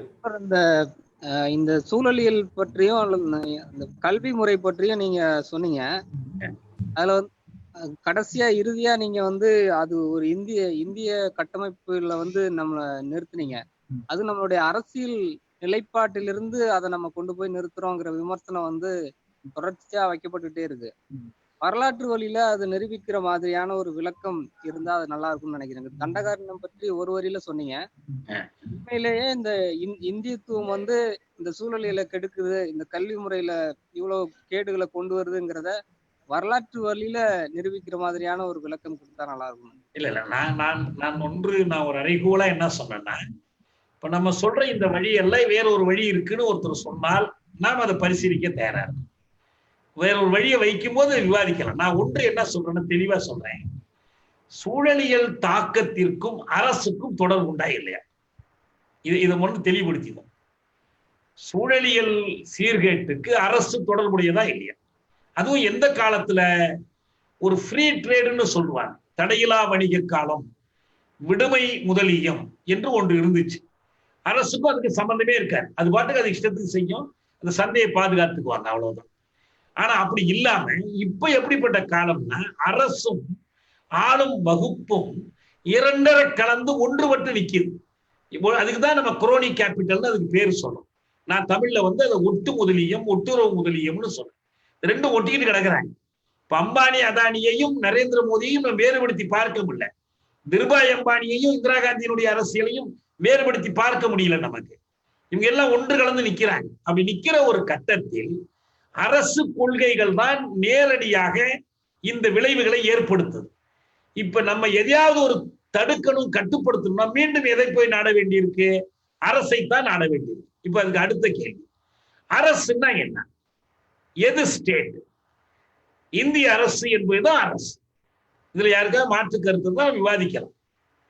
தமிழக அரசு அரசே இல்லை. நான் தான் சொல்றேன், பொதுப்பட்டியல்ல வச்சிருக்கிறான் கல்விய, ஆனா தமிழக அரசு பத்திய கேட்டுக்கவே இல்லையே. இவனுக்கு ஒரு கருத்து கூட கேட்கலையே.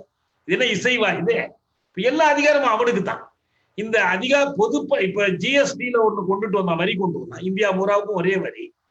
அப்போ கொண்டு வரும்போது சொன்னா மாநிலங்களுக்கு ஏற்படுற இழப்பீட்டை நாங்க கொடுத்துறோம், பங்கை கொடுத்துறோம். இப்ப உச்ச நீதிமன்றத்துல போய் இந்திய அரசுடைய வழக்கறிஞர் சொல்றாரு, மாநிலங்களுக்கு நாங்க கொடுக்கணுங்கிறது கட்டாயம் கிடையாது அப்படின்ட்டார். 35வது இந்திய அரசாங்க சட்டம் வரும்போது காந்தி சொன்னாரு, இதெல்லாம் மாநில சுயாட்சிக்காக கொண்டு வந்திருக்கோம்னு சொன்ன போது, இல்ல நீங்க எல்லாம் கௌரவம் உள்ள மாநகராட்சிகளை தோற்றுவித்து காந்தி சொன்னார்.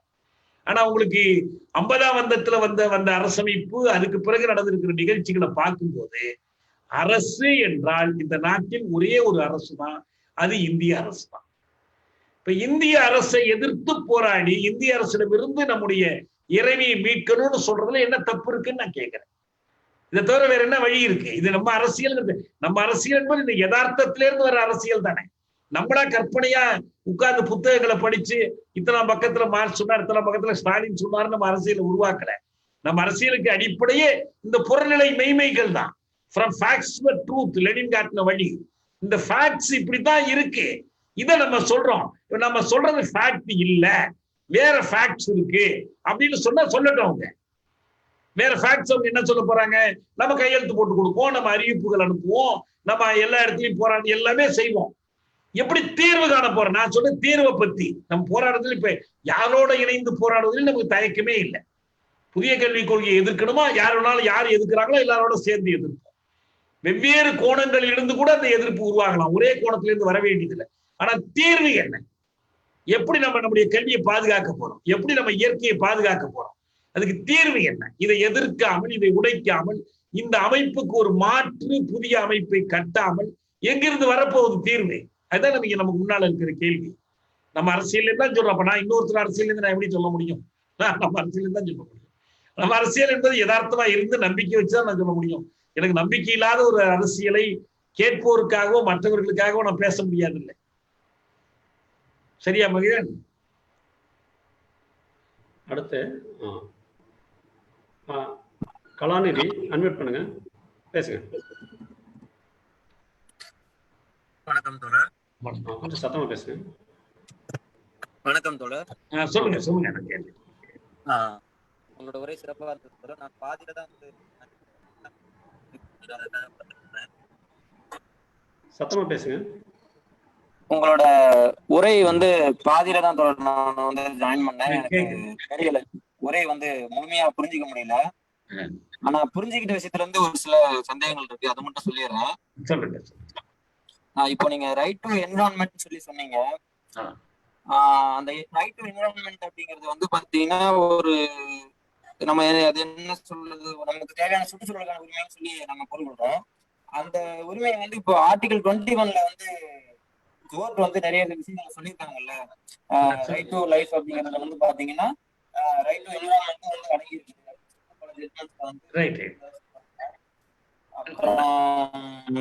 நம்ம இந்த பிஎன் பகவதி இந்த மாதிரி ஜஸ்டிஸ் எல்லாம் பாத்தீங்கன்னா அந்த மாதிரி அந்த ஆர்டிகல் 21 ஸ்கோப் விரிவுபடுத்தி பேசியிருக்கிறதா தீர்ப்புகள் கொடுத்துருக்கிறதா சொல்றாங்க. அதனால இது ரைட் டு என்விரான்மெண்ட் அப்படின்னு சொல்லக்கூடிய நீங்க சொல்லக்கூடிய அந்த ஒரு உரிமைக்கும் இப்ப இந்த ஆர்டிகல் 21 இருக்கக்கூடிய அந்த உரிமைக்கும் அதோட வரம்புக்குள்ள வரக்கூடிய உரிமைக்கும் என்ன வித்தியாசம் இருக்கு அப்படிங்கறதே ஒரு சந்தேகம் இருக்கு.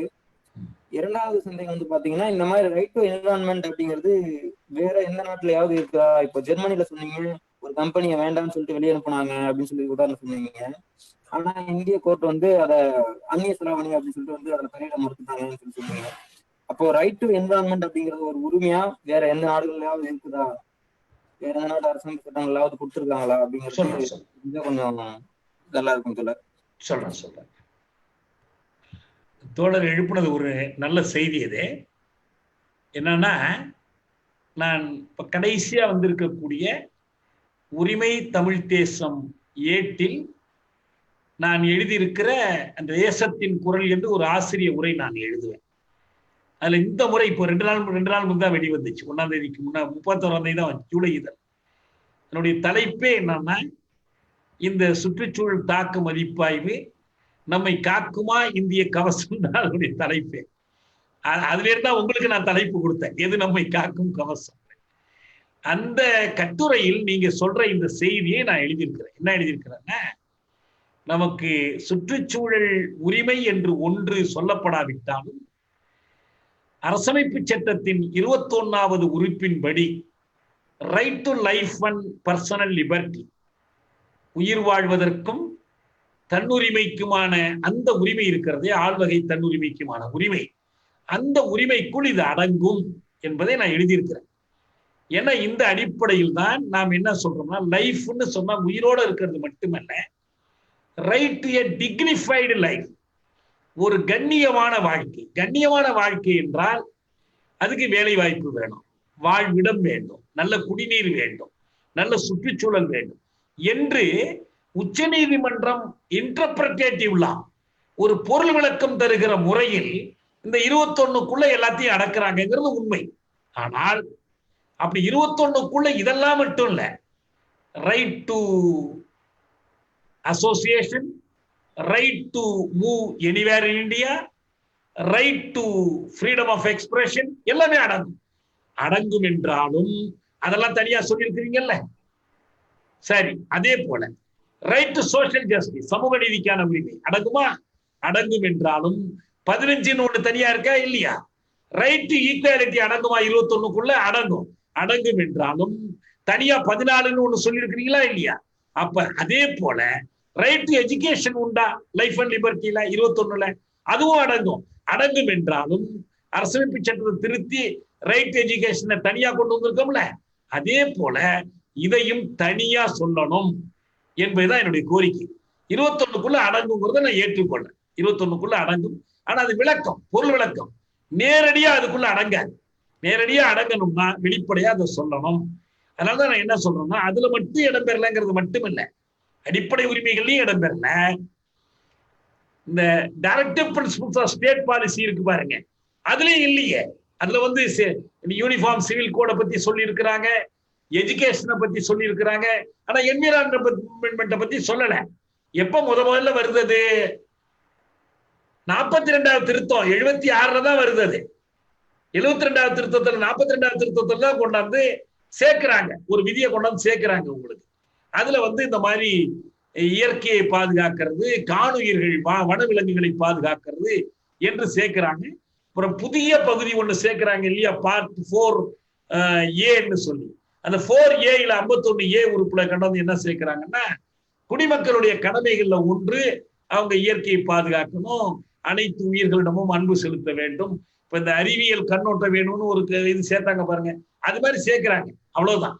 எனவே இது வந்து ஒரு குறை. நம்ம வந்து இது மாதிரி உரிமை இருக்குதா? ஜெர்மனில இருக்குது, சுவிட்சர்லாந்துல இருக்குது, நார்வேஜியன் நாடுகள்ல இருக்குது. மற்றபடி ஒவ்வொரு நாட்டிலும் இருக்குதாங்கிறது நம்ம பிரிட்டன்ல எல்லாம் எழுதப்பட்ட சட்டமே கிடையாது. அதனால ஒவ்வொரு நாடா எப்படிங்கிறது நம்ம இனிமேல் தான் ஆய்ந்து பார்க்கலாம். ஜெர்மனியில மட்டும் இது ஒரு வலுவான ஒரு உரிமை. இதை வச்சு அவங்க நிறைய, இன்னும் சொல்ல போனால் பசுமை கட்சியே தேர்தலில் ஜெயிச்சு நாட்டின் ஆட்சியை கைப்பற்றுகிற அளவுக்கு அங்க பசுமை தொடர்பான விழிப்புணர்வு இருக்கு.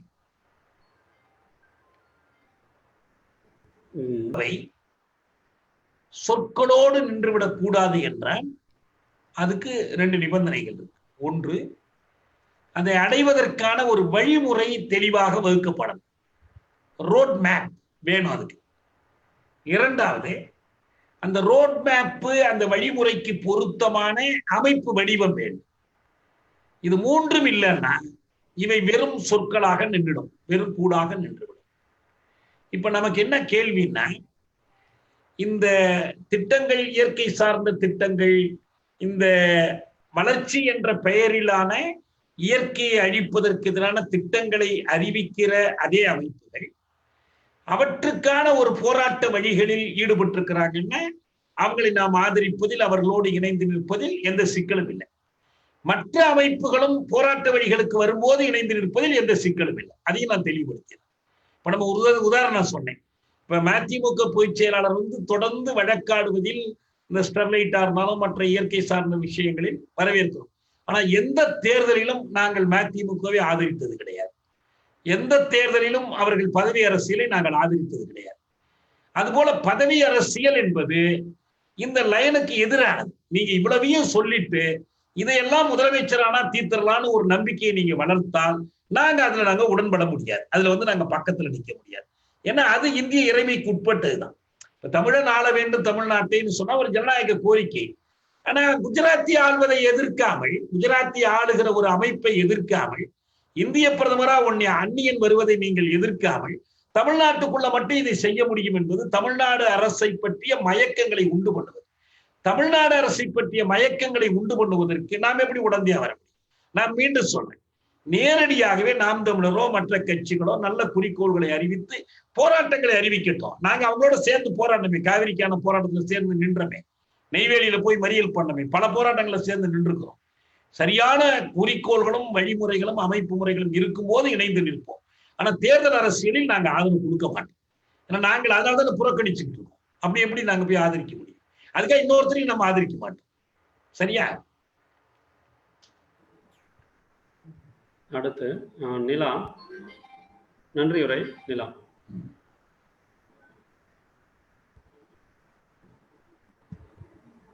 நிலா அன்மியூட் பண்ணுங்க. கேக்குதுங்களா? கேக்குது, பேசுங்க. சரி. அனைவருக்கும் இனிய மாலை வணக்கம். இருங்க ஒரு நிமிஷம்.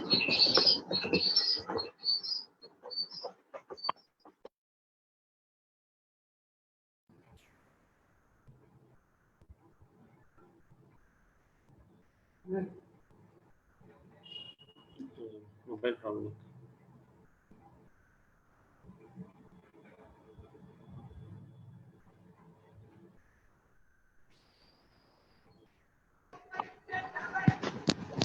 அனைவருக்கும் இனிய மாலை வணக்கம். குறிஞ்சியின் 68வது இணைய கருத்தரங்கத்தில் பங்கேற்ற அனைவருக்கும் நன்றிகளை தெரிவித்துக் கொள்கிறோம். மேலும் சுற்றுச்சூழல் தாக்கம் மதிப்பீடு 2020 சட்டம் EIA என்ற தலைப்பில் எது நம்மை காக்கும் கவசம் என்று சிறப்புரையாற்றிய தமிழ் தேசிய விடுதலை இயக்கம் தலைவர் தோழர் தியாகு அவர்களுக்கு நன்றிகளை தெரிவித்துக் கொள்கிறேன். மேலும் துவக்க பாடல் பாடிய யாழ்கலை இலக்கிய பண்பாட்டு மையத்தின் செயலர் ரா கிருஷ்ணபாரதி அவர்களுக்கும் நன்றிகளை தெரிவித்துக் கொள்கிறேன். அறிமுக உரையாற்றிய ரா அன்புமதி அவர்களுக்கும் நிகழ்ச்சி ஒருங்கிணைப்பாளர்களான சுபசெல்வி, நந்தகுமார், கதிரவன், வில்வம் அவர்களுக்கும் நன்றிகளை தெரிவித்துக் கொள்கிறேன். நன்றி. ரொம்ப நன்றி.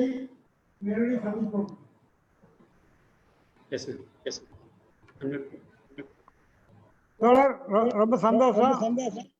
மறுபடியும் சந்திக்கலாம். நன்றி.